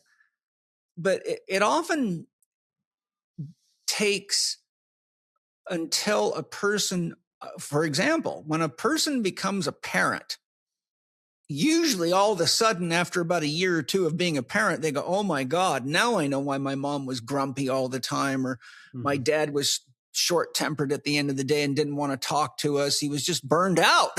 He's just tired. But until then, you kind of have a viewpoint of mom and dad that's very, very shallow, because it's the viewpoint of a child. It's not the viewpoint of an adult or a parent. But when you're in the thick of it and you go, wow, now I can really understand. And then you can say, okay, now I can realize that my mother had this trauma and my dad had this trauma. So it takes a long time to get enough life experience to actually begin to have empathy for the people that we thought hurt us, but we really realized they were just doing the best they could. And that's a huge wake up day for a lot of people. It is. It's a very healing wake up day, because finally you can start loving your mom and dad again. Right. And this concept of compassion for others, understanding them, it starts to alleviate resentment. And resentment, to me, that can lead to all kinds of problems, including health issues. And when we have compassion for people and realize, okay, this is what they're dealing with, this is why they had this behavior, which the medicines can help us see. That's what I'm appreciating. It's very healing. Yeah. It's all very, very important. It's fun to be able to explore this with you. Because of the topic of your book, and Into the Upside Down Cosmos, there's more I want to share as we go, but I think a person's cosmology, and I agree with Sean O'Leary, Father Sean O'Leary, who's got really great teachings on this, and I have had a podcast with him on this, and I have some of his teachings on creating your personal cosmology in my Spirit Gym training program. But I think a person's cosmology is about as deep a root. Like when someone tells me what their cosmology is, it helps me understand religious ideologies, how they relate to natural resources, how they relate to other people of different colors, races, and creeds, etc. Because the cosmology is kind of like the seed out of which the psyche and the ego grow. So my question for you is, has this experience with ibogaine or your plant medicine spirit experiences in combination changed your cosmology, or helped you celebrate the growth that you've had in your cosmology and your perception of your own cosmology? How has that played out from the perspective of your cosmology? And as a side note, how important do you think a person's cosmology is to the rest of their life? My most recent book, it's called An End to the Upside Down Cosmos. It's the 7th in a series, and it came out in 2024. A big part of that book, in terms of cosmology, relates to the physical world. What is Earth? What are those lights up there in the sky? How do we know what science claims it knows? Did Einstein get it right? Those kinds of questions. Was there an actual physical Big Bang? That's part of the book. But another part of the book is where I think the real action is, the broader nature of reality, which is consciousness or something spiritual. And it is from that spiritual essence that what we call the physical cosmos emerges. So my answer to your question is going to come from that lens, not as much about the physical cosmos, but the metaphysical that leads to the physical cosmos. I would say that my experiences have reinforced what I believed through my learnings intellectually, especially with ibogaine, for example, being in this place that I call the divine lens. And I was kept there for hours. In one of my other plant experiences, I was there, and it was this place that was so obvious and familiar, and I couldn't believe that I'd forgotten it because it's always been there. With ibogaine, I was there for hours watching myself almost in this life review where it was intelligently pulling memories up, things from my life. And that to me reinforces the notion that this is where we are is a divine place. And there is something about the nature of love that is embedded within the fabric of reality itself. And as human beings, at least apparently human beings, living out these divine characters in the world, it's our duty to try to align with that higher divine sense that I spoke about from ibogaine and other plant medicines, like you were describing, Paul, of the character interacting with the divine and back and forth, vice versa.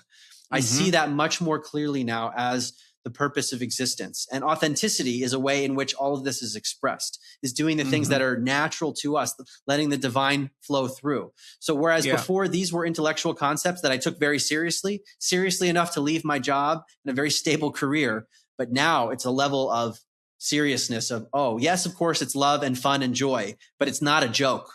This is the only game in town, this spiritual reality. This is the fundamental stuff. Yeah. And the intellectual stuff, if it comes before the spiritual stuff, can be very, very distracting and even detrimental. Especially all you got to do is look at techno-fascism and scientific materialism to see exactly what that looks like. And all the, if you want to see an intellectual loggerhead, just listen to Yuval Noah Harari talk. And there you have it. There's somebody who needs some, ibogaine, in my opinion. Not that I'm not loving the guy. I'm just saying I'm pretty good at looking at what's going on in people's psyches. And I won't expand on it anymore because I have in many podcasts. But I think that, an idea is something that can live in the sphere of mind with or without roots in the reality of worldly existence. Your body has to have food. Your body has to have water. It has to have rest. It has to have love and relationships. It's part of an interconnected web of life. But an idea can exist at loggerheads with the rest of life. And there's many people's ideas that are completely out of touch with reality, but they're willing to fight for them. I mean, all you got to do is go to any university to see the truth of that. But I think that why the kind of experiences you're talking about and we're exploring here is because when you're in the kind of state that the medicines can bring you into, you can actually viscerally see, feel, and perceive. You can even see ideas. I've seen many of my ideas as geometrical forms and just spinning like cosmic antennas, pumping out what I would call mental energy. And you can actually look at an idea when your consciousness expands enough and you can see the chain reaction of how it's affecting you and everybody around you and even your environment. And so the point I'm making is ideas, the problem with, and this is what Gebser was warning about the mental level, if you're not rooted in the previous levels of consciousness, then you can start putting a lot of energy and time into ideas that are actually very disruptive and destructive. And so the idea, we'll just call it the ideosphere, is a very high vibration reality in the sphere of mind, but ideas themselves don't depend on the intimacy of relationship, biological life, and all you got to do is look at the idea of the atomic bomb, right? Well, some could say it was justified and some could say it wasn't. Was it just a compensation for our lack of ability to love each other, for example? Well, I know what God would say.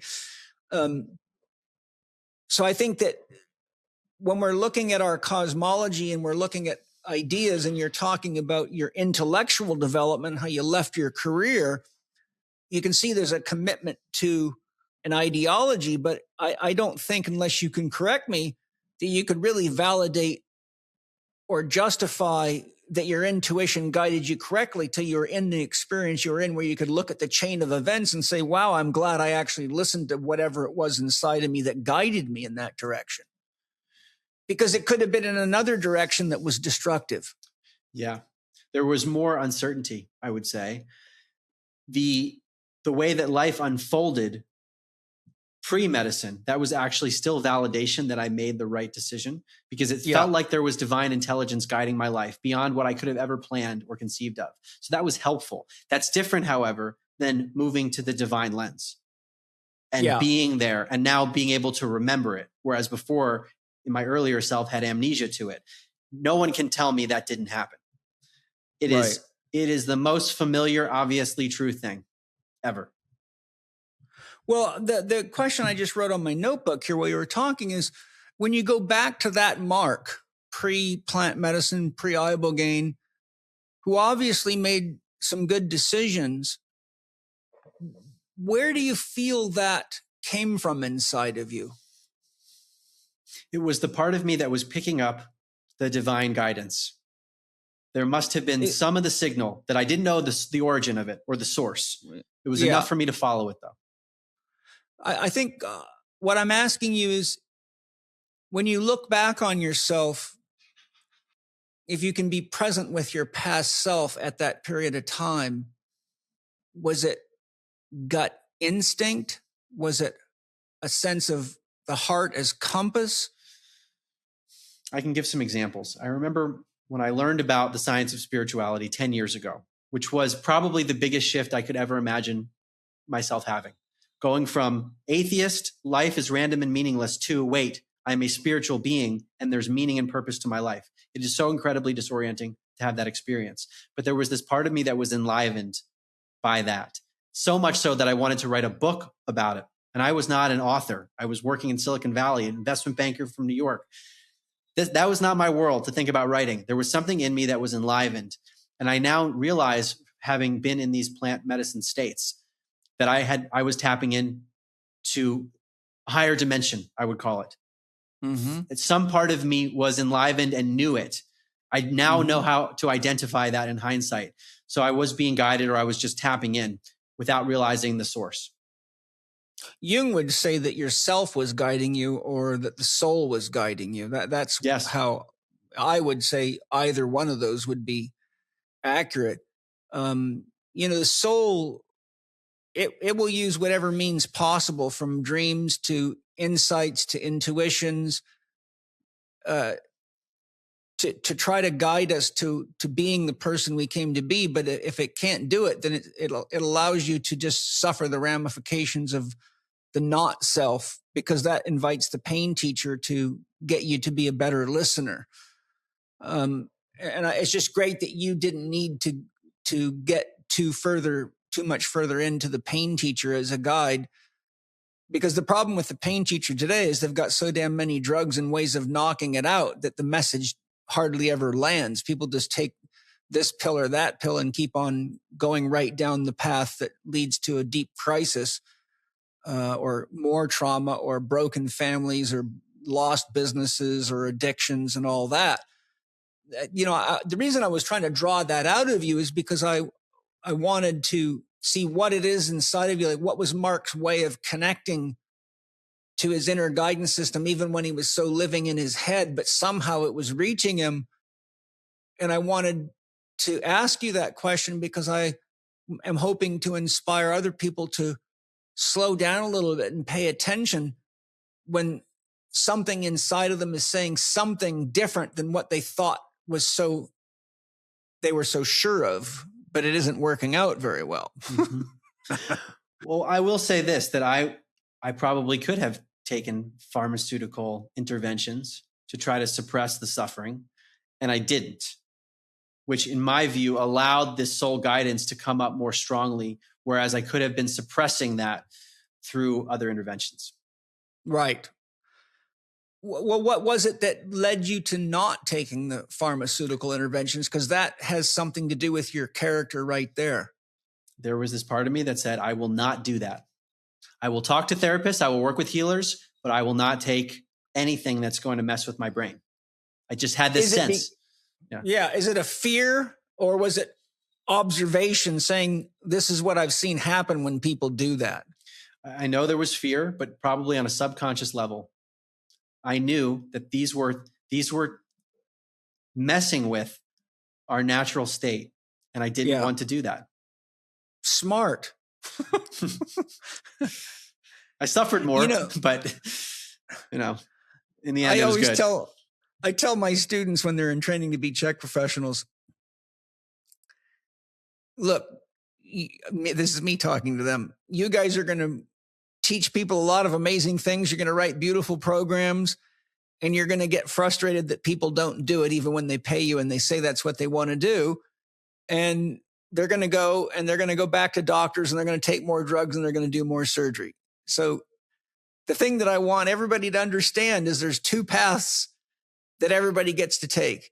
It's either the path of taking responsibility for yourself and really engaging yourself and loving and respecting yourself, or there's the path of not doing the work and taking the drug to knock the pain out so you can pretend you don't have to deal with it. And that's why these two paths exist. And inevitably, the path of drugs and avoidance leads either to an awakening or it leads to death. And then you wake up in the great shamanic journey and go, well, we can do it again, but do it better next time. Or you can wake up and go through the mini death of shedding off the skin of the old you that's not producing health and well-being and love and connection in your life, but you can do it consciously instead of, on SSRI drugs or some other magical trick that is a trick. And it's almost kind of a, dark magic in some ways. And there's a time and a place, but once you go beyond that, then you're going into the darkness and you're not really getting any more light out of it. Like I remember, I broke my left leg in 5 places in a cliff diving accident, and it was fucking painful.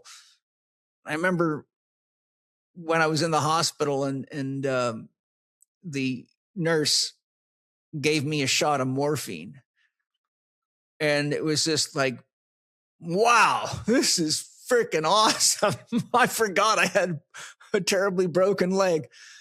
But I'll tell you what, when that morphine started to wear off, I was ringing that fucking bell. Come on back. Give me some more of that. And, I was only 15 at the time, but the point I'm making is that there was a very effective application for the drug. The point being is, if I would have kept taking the morphine beyond the point of helping me get through that initial stage of pain and crisis and, getting casted and getting out of the hospital and being able to go to alternative means that weren't so potentially addictive, I could see easily how people can use, look at the history of opium, heroin, cocaine, all sorts of drugs that have been used by the medical system that even doctors themselves regularly get addicted to. So a person could actually be doing it with the right intention, but get caught in it, and I think there's just a lot of that going on. So my point is, I don't think everybody takes the drug route because they're lazy. I think that the pain can be so extreme that it's disabling, and that sometimes that what we use that could be therapeutic turns out to have more teeth on it than we ever expected. And it's just hard to escape it after that. And I've had to work with a lot of patients that have been caught in that.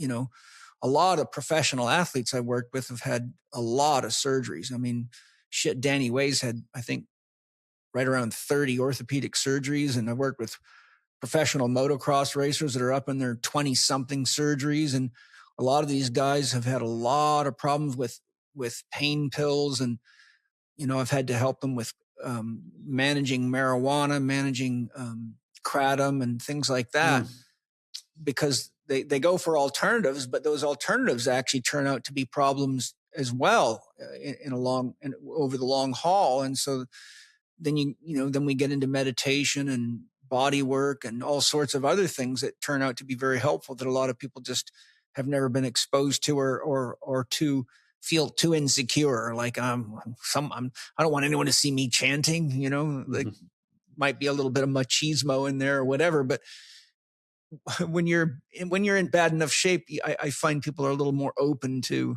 new pathways, and all of a sudden they go, oh my God, why did I wait so long? Health isn't just one thing, It's everything working together. And one of the fastest growing areas in health and wellness is integrated health, the middle ground between fitness and rehab. People who follow this path see real long-term results, and this field provides amazing opportunities for those looking for a career change or upgrade.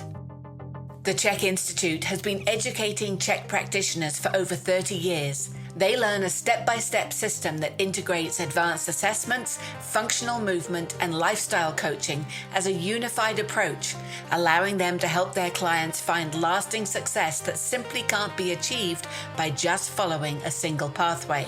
But sometimes getting started on a new path can be challenging. That's why we created the new Chek Integrated Health Foundation program, building on Paul Chek's system that's been refined for over 30 years and practiced by more than 70,000 Chek-trained professionals worldwide. It's self-paced with lifetime access, community, payment plans, and limited time bonuses. When you complete it, you'll be able to run a complete client process, screen lifestyle factors, assess movement, design client-centered plans, and deliver a high-end service session after session so your work becomes referable, respected, and built to last. So whether you're looking for a career change and wanting a roadmap, or you're a fitness trainer tired of commoditized sessions, or maybe a medical professional frustrated by poor follow-through between appointments, the new Chek Integrated Health Foundation program can help you find success and fulfillment. Go to paul.chekinstitute.com/Spirit Gym to learn more about the brand new Chek Integrated Health Foundation program. Yeah, through this ibogaine experience, I've learned so much about chemical dependency. It hasn't been a part of my own life experience, but I really feel for people who innocently, because of an injury, ended up on painkillers, and then their biochemistry reacted a certain way and they got addicted. Mm-hmm. And thank goodness for modalities like ibogaine and others, because it's a real shame. Good people, well-meaning, but we have human biology. When it ingests something, things happen. Oh, yes. Yeah. And I think too, is that from a spiritual perspective, it's all a profound growth opportunity. I think that the soul can turn anything into growth, anything into a growth opportunity. It doesn't matter whether it's sex, drugs, work, food, you name it. It's every bit of it has the potential to be freeing and destructive, and healing and destructive, and depending on the nature of the psyche of each individual, what you or I might think was no big deal for other people turns out to be a real challenging situation. And I think that my point is that I think the soul grows through all of these things. It'll take any path for growth, no problem. It's all growth at the end of the day, and it's all God awakening to itself, and it's all God creating an opportunity to experience different possibilities, without which there can be no wisdom, no Sophia. Well, on this point of seeking something like a pharmaceutical drug to help us, there was an element of that in my resistance even to psychedelics for years of, well, why should I need an external substance? Mark, why do you need that? So there was this hubris in me, this ego that didn't want to admit that I needed this external help. And now I view these medicines as actual teachers. There are many teachers I work with, a therapist, a healer, where I will sit across from the person and that person will give feedback. These medicines, I find, they're like teachers inside of your own psyche. Yeah. So there is humility that's needed to say, I don't have all the answers. And sometimes, and this is what happened to me. Okay, there were things that I felt like I was not overcoming and I tried really hard. I acknowledge that and I'm going to try something new versus being hard on myself, which was happening when I was in Mexico. There was this part of me, this voice, Mark, do you really have to be here? Really? You're doing this? Why do you need this help? Why can't you figure it out on your own?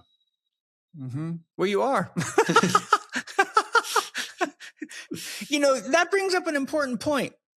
You know what a complex is in Jungian psychology? You must, from family systems therapy. We have all these different voices in us. I think it's very, very important that we recognize that those voices aren't generally and very seldom are a real representation of our authentic self. They're fragments of us. They're recapitulations of mom and dad's voice. They're fear voices. There's a myriad of sources of these voices. And I think it's really, really important to, one of the things that I do is I just say, what would love do right now? And, what would love do now? And use my heart to feel what I know. And so, having done so many journeys and very, very, very deep ones where I have to confront everything, I will just say to a voice like that, who are you? What's your name? Where are you getting this opinion from? Why should I believe you? I'll just go into dialogue with it. And sometimes the voice will say, well, I'm you. I say, well, how come I have a different opinion than you then? And I actually learned this by studying Jung, because Jung would go into these deep conversations and active imagination with parts of himself. And I thought, oh, that's a fantastic way to do it. One of my favorite conversations of all time is Jung talking to the devil in the Red Book. And I was giggling because I don't think the devil was really quite ready for someone as deep and intellectually powerful as Jung, because it's like watching the world's greatest chess match ever unfold. And it's because we all have that in us. We've got the good and the bad and the ugly and the God and evil in us. And so I have to go through all these things too. And so that my point is, when that happens in me, I say, who's that talking in there?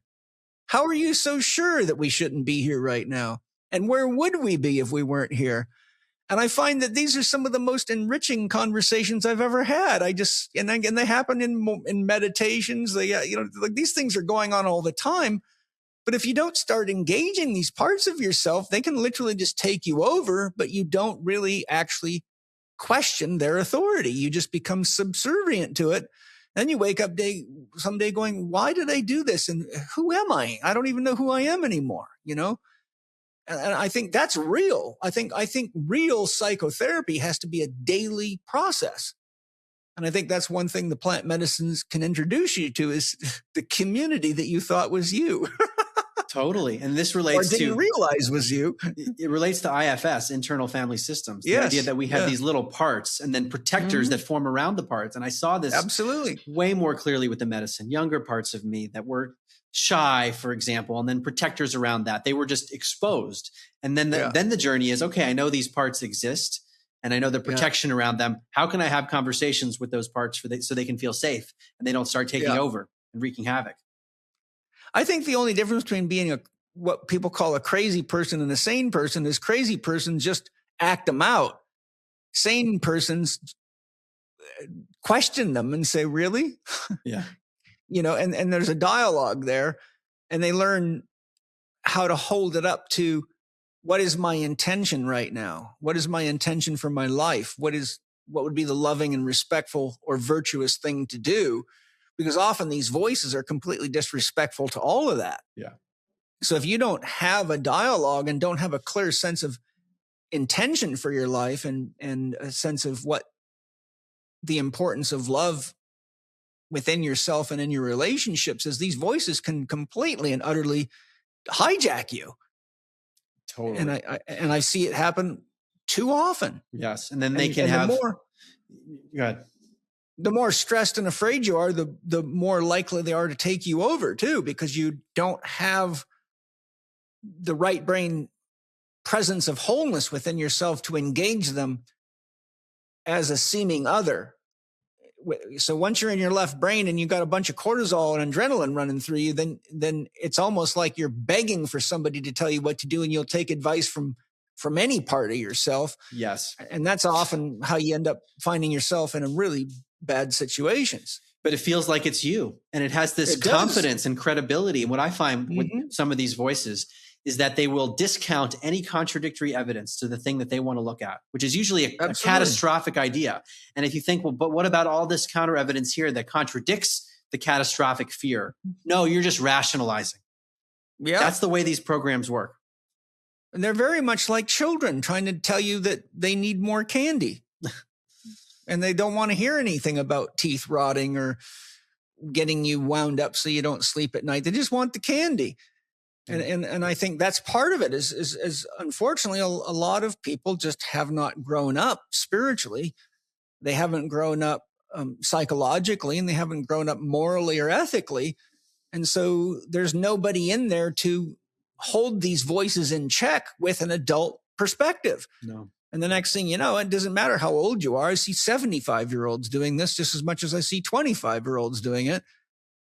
And I think, this is exactly a good example of why I make sure a person's ready to have plant medicines before they do it. And if you can't handle these dialogues without them, well, it's probably not a good idea to confront them without any capacity to separate yourself from the conversation, or you can end up doing some very dangerous and even, stupid things. Right.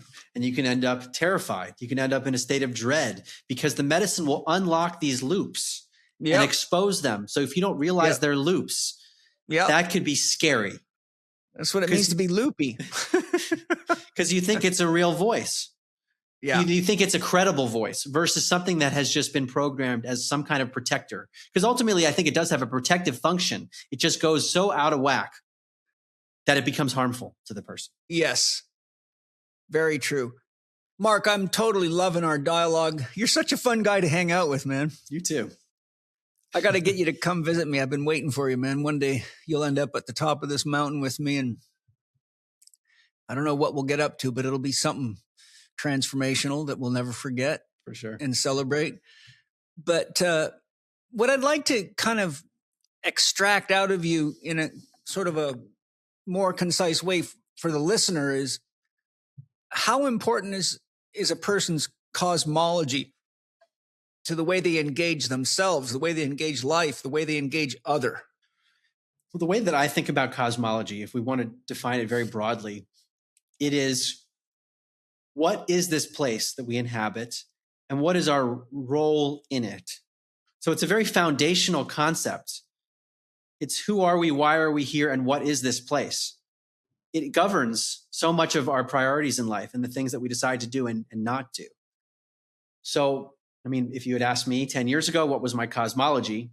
Life's random and meaningless. We live in this cold, infinite vacuum after 13.8 billion years of a Big Bang, and nothing really matters, and that's it. Versus where I am now, which is a much more spiritual cosmology, that there is this source consciousness of which we are a part, and love is foundational to it, built into the fabric of reality. And that is what's going to steer my behavior. And that leads me to view integrity with even more significance. I think I was a moral person before. For some reason, I did care, probably because I was that divine part of me was still there. But now there's a seriousness about the integrity. Yeah. I think that's important. Yeah.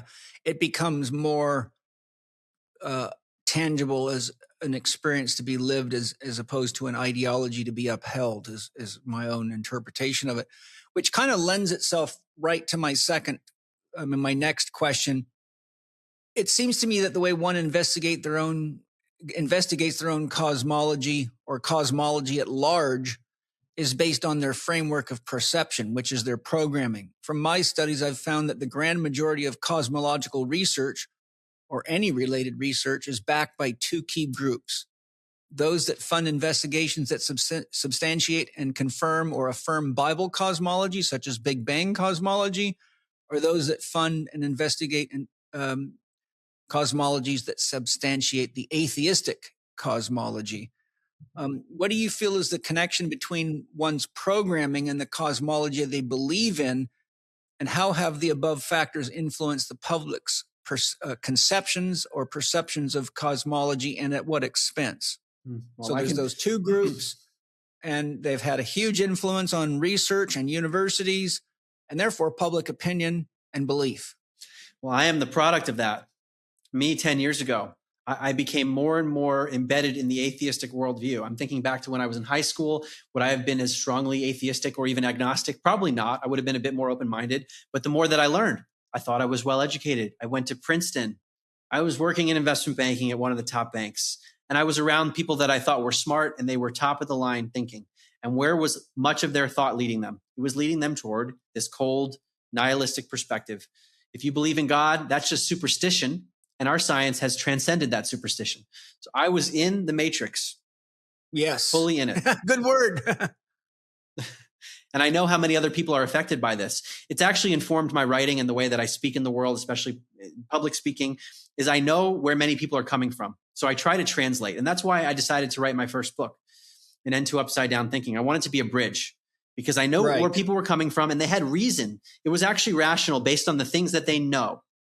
Yes. To go into that atheistic perspective. They just needed to have a new data set. And that's what I was hoping to provide. Yeah, I think you've done a great job. I think these are all very, very important things. And I think the reason why I wanted to kind of narrow this down is so people could actually say, well, wait a minute, what was my education based in? And is that belief really serving me? Is it bringing me into deeper connection with life and with love and with meaning and with value? I think one of the problems with issues, organizations like the World Economic Forum and the World Health Organization and the globalists and the people behind AI is that their worldview is that everything is an object to own, control, and to make money off of. And it's all about power and control. And they've taken the soul out of relationship. They've taken the soul out of life. And paradoxically, they say there's no such thing as God or a soul, but at the same time, they say you can upload your soul into a new silicone-based body or a transhumanistic ideology. So that you see that they're self-contradictory, but people don't even pick up on that. I think that, not that we need to get too deep into that because it's another podcast, but I think it's a very, very dangerous situation wherein when you got people with that much money and marketing power and influence sucking people right into the vacuum of that ideology because it leads to the death and destruction of this planet. And as you say, one's cosmology will inform how one views these trends. If we look at ourselves as spiritual beings and there's some kind of natural law, we wouldn't be as drawn to the purely transhumanistic perspective. I think there's value to technology, but where it's headed violates so much of our natural, innate spiritual sense. It's trying to get us disconnected from that. It is.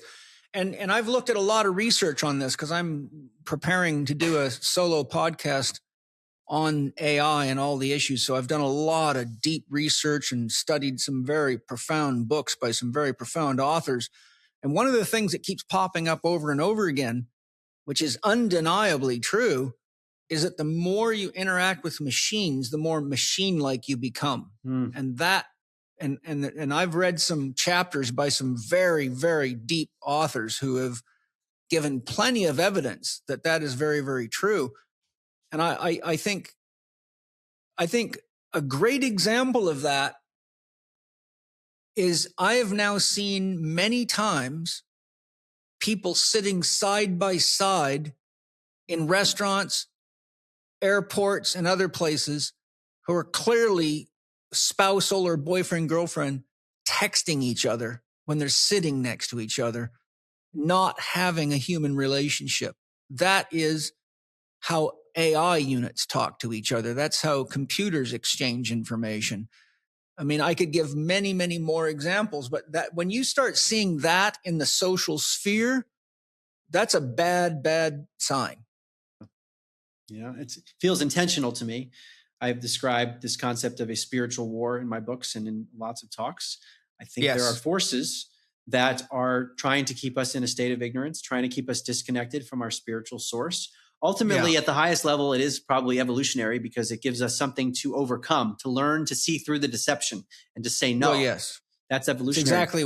That's exactly what Steiner refers to as Ahriman, and this is the incarnation of Ahriman. If you haven't listened to my podcast with Dr. Joanna Kujawa, it's fairly recent. You really should. Okay. She's very deep spiritually. She's a PhD researcher. She calls herself a spiritual detective, and she really is. Her book, The Alien Goddess, is phenomenal. It goes deep into everything that we're touching on here. Very well done. I could hug her and kiss her for the gift she's given the world with that book. And she's coming on the podcast again soon to talk about the book, The Alien Goddess. But for any of you that haven't listened to the podcast with Joanna Kujawa, it's definitely worth listening to. Mark, your investigations have included non-human entities. Surely this includes alien craft, regardless if we call them UFOs, UAPs, or whatever the flavor of the day is. There's a big area of both human experience. I mean, this is a big area for both human experience for as long as there's been written records and right to this very moment. And again, my podcast with Joanna Kujawa includes these types of encounters with multidimensional beings, for which she has had many, and so have I. I have them regularly, in fact. From your investigations and possibly from your own direct experience, what do you feel the most plausible explanation for these encounters and experiences is? My fourth book, it's called An End to Upside Down Contact. UFOs, aliens, and spirits, and why their ongoing interaction in human civilization matters. And I look through historical examples in the religious lore, and also modern examples, contemporary cases where people claim they encountered entities. Sometimes there's a physical craft. Sometimes it's in a near-death experience in a realm of consciousness. Sometimes they're remote viewing and encounter a being. Yep. Sometimes it's with psychedelics. And they have experienced DMT machine elves. And my conclusion is that this is a very complex area that we probably don't fully understand because it's so ephemeral and weird. But people are encountering intelligences. In terms of my direct experience, because I knew of this literature, even when I wrote my first book, before I sat down to write, I wanted to invoke the benevolent spirits to write the book through me, to basically say that I am willing to be a vessel for something that I think is going to help people, and I want to uplift consciousness. Therefore, I accept any help from non-human intelligences, even non-physical ones. So there's this part of me that has probably interacted without knowing if there was reciprocity. I mean, it feels like there is, because it feels like there's a lot of, it feels like there's guidance. Intention is, look, I hate to sidestep, interject, but there's something I think very important. If you take it from a religious context, God is unconditional love. From a scientific perspective, that's pure potential. Whatever it is that has the power to create the universe has a shitload of potential and more than we could ever even imagine. So if God's unconditional love, that's unconditional. That's the same as pure potential. When we have an intention, we put potential into tension. We create a line of intentional. We create a field of intention. That is what generates the flow of spirit. Spirit is the flow of energy and information. If you don't have an intention, then you just get all the fodder that's flying around in the environment like a radio going from channel to channel, not making any sense. But when we hold an intention, we literally connect to the field of possibilities and put it into tension. And by definition, it follows the flow of our intention because we're tuning in at that frequency. And that's as sure as if you tune into 98.1 KIFM or 98.6, whatever it is, or 101 rock radio, you're going to get that music because that was your intention to go to that frequency. And I only interject because you're using a very important word. And the answer is yes. If that was your intention, you can rest assured that happened. And I've read your books and I know that what's coming through you is more than just an intellectual mind with a bunch of great ideas. I can feel that inside of myself. A book itself is an antenna. Yeah, actually, my second book, it's called An End to Upside Down Living. The question that I ask the reader and myself to start the book is, what is the overall intention of your life? Exactly. And the book seeks to answer that question from a scientific and metaphysical and spiritual perspective of how do you get to an intention? Part of the reason I wrote the book, I wanted to help people, of course, but I wanted to make myself accountable by writing. This is the overall intention of my life as of now in 2020 when I wrote it, to put out that signal as you're describing. I think this is why in the Chek system, 1, 2, 3, 4, 1 is what is the one love that you love enough and feel inspired enough to grow and to change for? What is something you love that's bigger than the you right now that will lift you out of the inertia of your habits, of your programming, to help you step into more of your authentic self? And without that, people just don't change. They spend all sorts of money and hire all sorts of therapists and get all sorts of great programs and ideas and just don't do them because the therapist makes the mistake of not qualifying their intention with something that's deep enough in them and heart-centered enough in them that it actually will have the power to lift them up and raise them beyond the center of gravity of culture, which has got a lot of gravity to it. Yeah. I know we don't have too much time left, but let's see if you can give us an answer to this one that fits your time schedule. Stephen Greer and others deep in the study of aliens and alien technology have been warning for some time that governments and higher agencies intend to weaponize things like alien contacts and abductions and all that to further extract money from the public and control the public, and even to use their own or own alien craft and even advanced holographic imagery and all sorts of stuff's going on. It's very easy to see the preemptive programming initial stages of such weaponization in movies going a long way back from today to the present. A lot of sci-fi movies, for example. I'm often amazed at how many of the movies on the menu of any vendor like Netflix, Amazon, Disney are loaded with these themes to scare people, to usher in AI, transhumanism, robots. My kids love sci-fi movies and stuff, but I'm watching and I'm always telling them, I pause the movie and say, okay, let's see what this idea is. Someone's trying to tell you that's the way it's got to be, but I want you to know that's not true. Let's talk right now about some other ways it could be. So my kids look at me like, oh, Daddy, really? You mean that's not real? No, it's not. Someone's trying to plant an idea in your head. So you got to learn to think outside of the box. My question is, what are your thoughts in this regard? Yeah, that is a very well-informed question, Paul. Thank you for asking it. Mm-hmm. I do feel like there is something to the way the media, Hollywood, present ideas to us so that we form frameworks for how the world works in certain domains. And certainly with regard to UFOs and aliens, we've been programmed with very specific ideas. What the intent is, I feel much less clear on, especially having written that book, An End to Upside Down Contact. It is such a confusing domain to know who is legitimately giving us information to tell us about the government's dishonesty versus someone who's giving us 95% truth about the government and then 5% to steer us in another direction. So this danger of disinformation about what's actually going on within government agencies, it makes it very difficult for me to try to assess what's actually happening. So what I find myself doing is I'll listen to the congressional hearings. I'll listen to what people are saying, various researchers, and I treat it like a Venn diagram.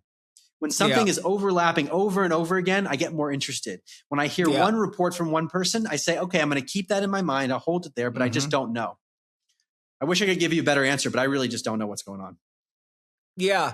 Well, I think I'll just state it from my perspective. And I know from talking to Joanna Kujawa and others, I have a lot of friends that have similar kind of natural abilities and developed abilities that I have. I've talked to lots and lots of beings from other dimensions. I'd like to say the most important being to talk to is ultimately yourself. Yeah. And I mean the self, which is the unconscious, the personal unconscious, the soul, and the highest self, which expresses itself in the individual as the ego. Only God can give a soul, and the self cannot be separate from the entire universe or existence itself.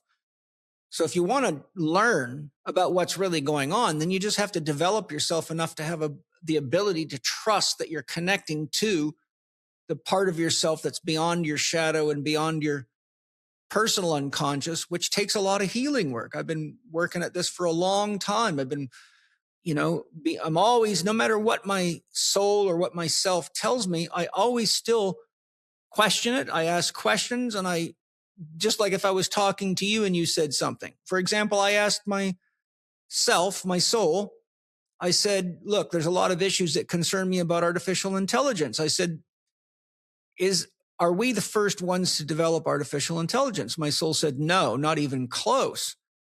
I said, how long has it been around? My soul said, billions of years. There are civilizations so much more advanced than humanity, you couldn't even imagine it, that have far mastered artificial intelligence. And there are many civilizations throughout history that have completely and utterly destroyed themselves with artificial intelligence. And no, this is not new at all. And it's just part of humanity's growth process.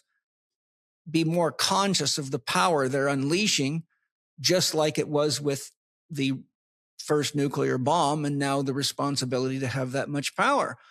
And so when I talk to these higher dimensional beings, they all say the same thing. You are just children. Mm-hmm.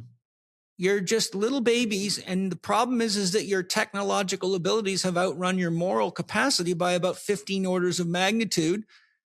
You're right on the edge of destroying yourselves.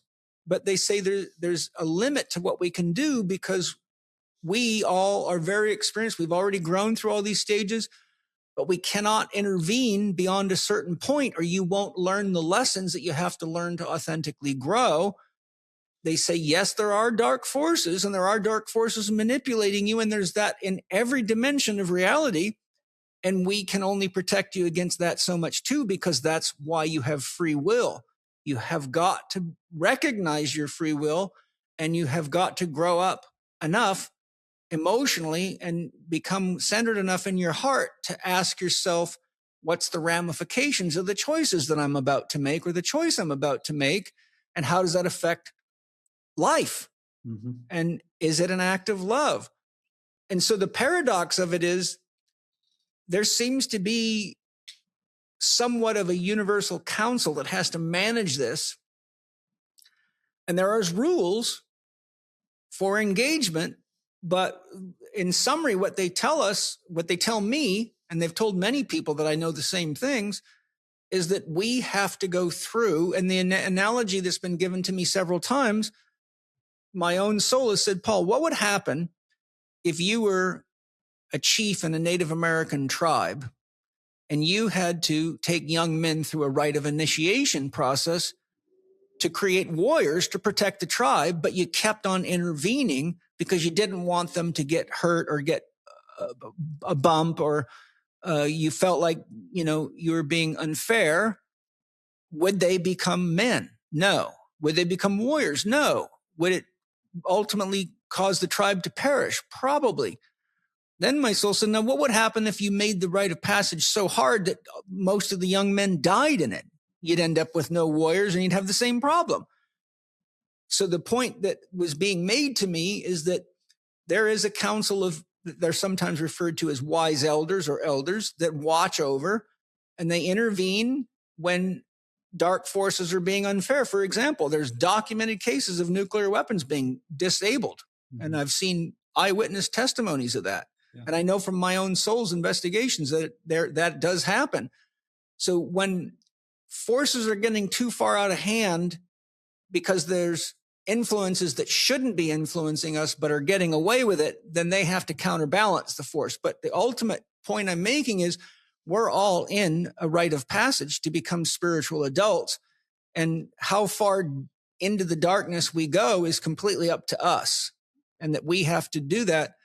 But the other point I'm making is that there are many, many very evolved beings that are there to help us at any time. But a person has to grow spiritually enough to be conscious enough to ask them for guidance. And religions are full of them. Buddhism's full of them. Hinduism's full of them. I mean, I could start listing off all the names. Joanna Kujawa goes through it in 2 of her books. She gives you many, many examples. So I think that's just part of our growth and evolution process. But I think that, my experience is that the universe is so densely packed with life, it's mind-boggling.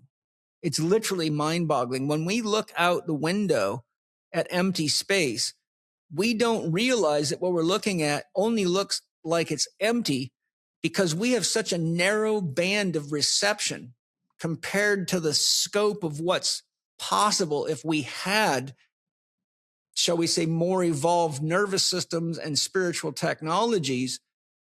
I've been in meditation and had experiences where my consciousness opened up that I could see dimension on top of dimension right inside of my own living room, right behind me. And I'm blown away. I can give you another example. Unfortunately, I'm clairvoyant. Sometimes in the middle of my meditation, I'll feel things all around me and touching me. And I'll look and see what it is. And it's fairies. There's fairies all over the living room. Mm-hmm. And I remember the first time this happened to me early when we first moved in here. They feel me doing my prayers in the morning. And I said, who are you? I said, you guys look like fairies. They said, well, we are the fairies. I said, well, why are you carrying gardening tools? You've got shovels and rakes and backpack. They said, who do you think takes care of the property here? I said, well, why are you hanging out with me? They said, we love your smoke and we love your music and we can feel your love when you're doing your prayers and we can feel your intentions. And it's just great to be around you. And you're the only one that ever talks to us. You're the first person we could talk to. Now, I talk to them all the time, but this is back in the beginning. But like, how many people are completely clueless to water spirits, to tree spirits, to plant spirits, to house spirits, to elementals? I mean, it's like we are in such a densely packed reality that's really filled with the loving intention of God to experience itself in life and as life, that if we realized what is sustaining us all the time, we would behave so much differently. It would be mind-blowing, which is why I get concerned when we have so much atheistic, transhumanistic, materialistic agenda taking the bloody world over. It's a very, very dangerous path we're on. Mm-hmm. We have such blinders on in so many ways. And every spiritual tradition, religious tradition, going way back, they talk about this idea that the universe is teeming with life, whether it comes through their quote unquote mythology, which might be real history, and just our science hasn't caught up to it, that there is advanced life that's not always human. Exactly. Common thread. And what we are is everything else. Mm-hmm. I mean, yeah. Right? We couldn't be here without the food we ate. It came from out there. We couldn't be here without the water we drink. It came from out there. We breathe 25,900 times a day. It came from out there. I mean, we are everything else, except the ego creates the illusion that we're not. And I think that, as a sort of a closing comment from me, that's one of the beautiful things about plant medicines done properly, is you all of a sudden awaken to the fact that there's so much more right in the space you're in. Yeah. Whether it be your house.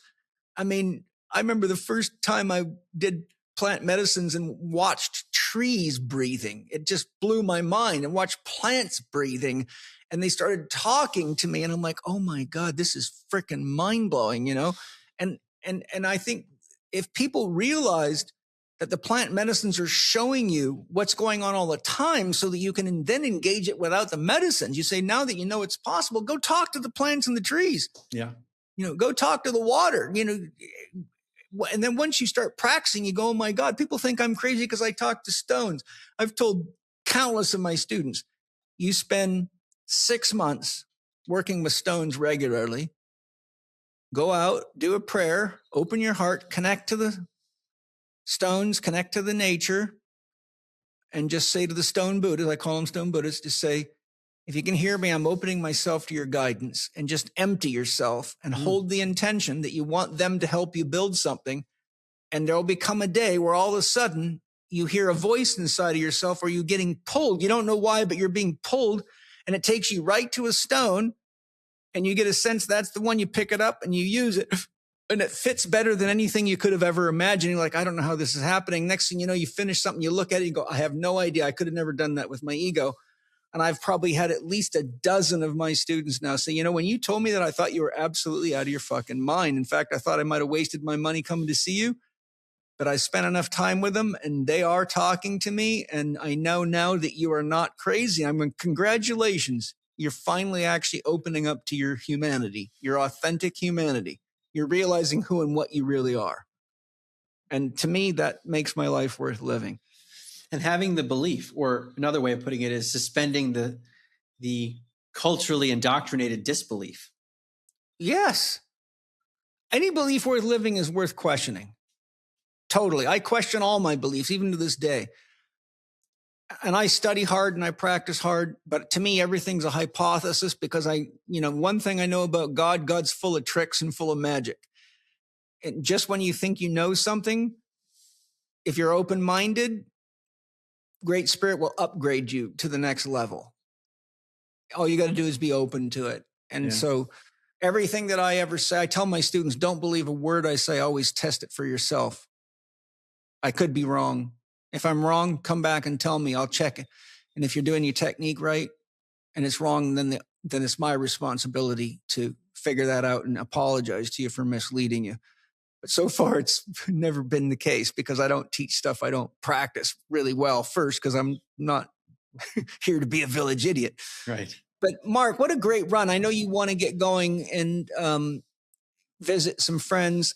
I'd just like to say, if you have any closing comments that you'd like to share with everybody, anything you want to direct people to, websites, upcoming books, whatever is on your heart, go ahead and share it. I'll leave it to you to close it out. Okay. Well, my website is markgober.com, markgober.com. I have 7 books. They're all on Amazon in hard copy, Kindle, and Audible formats. I have a podcast series. It's 8 episodes from 2019, but people still listen, on the science of consciousness. It's called Where is My Mind? And there are many podcasts with that name. So look for the one, Where is My Mind, with Mark Gober and Blue Duck Media. And my closing remarks would be around the journey I had. It was a brutal experience in the medicine and even the integration. It's been very challenging. So I want to make that clear. This is not rainbows and butterflies. And this is not uncommon with ibogaine or even iboga. But one of the things I'm finding in myself post-ibogaine, it was something I was working on even before, but on the self-love piece, saying no to things that are not aligned. I think in society, we're conditioned often to say yes, even professionally. I worked in investment banking, client services. You say yes to everything. That's how you advance in the world. So it's almost, it feels strange to start saying no. And I have noticed that it's become easier to be authentic in the no and in the yes post-ibogaine. And I found that was with other people who have taken this medicine, that it brings you more into authenticity. And therefore, it's easier to say yes and no authentically. Mm-hmm. I tell my students all the time, and my patients and my clients, your yes has no value until you learn to say no. And that's a meditation to close on. So Mark, thank you so much, man. I can't wait. Hey, let's do it again. Hit me when you're had your next ibogaine or ayahuasca or whatever, and see where it takes us. And don't forget to come visit me sometime. And I hope you guys enjoyed the beautiful dialogue with Mark. And thank you to all my sponsors for your awesome products. Thank you to all of you for anything you buy from the sponsors, because you're supporting these amazing companies that support biodynamic, regenerative, and organic farmers to keep the earth healthy. And you're supporting the podcast. So we're all supporting each other. That's what love looks like. And thanks to each of you for listening and being the change. And I hope you take what we shared together today to heart. Consider plant medicines, but consider everything I've talked about, not only with Mark, but with Hamilton Souther. And Mark mentioned a center. There's Solterra. That's another one. You can go down and visit Hamilton Souther. He runs healing ceremonies very professionally and well done. So there's some options for you. And I look forward to sharing something new and exciting with you in our next podcast.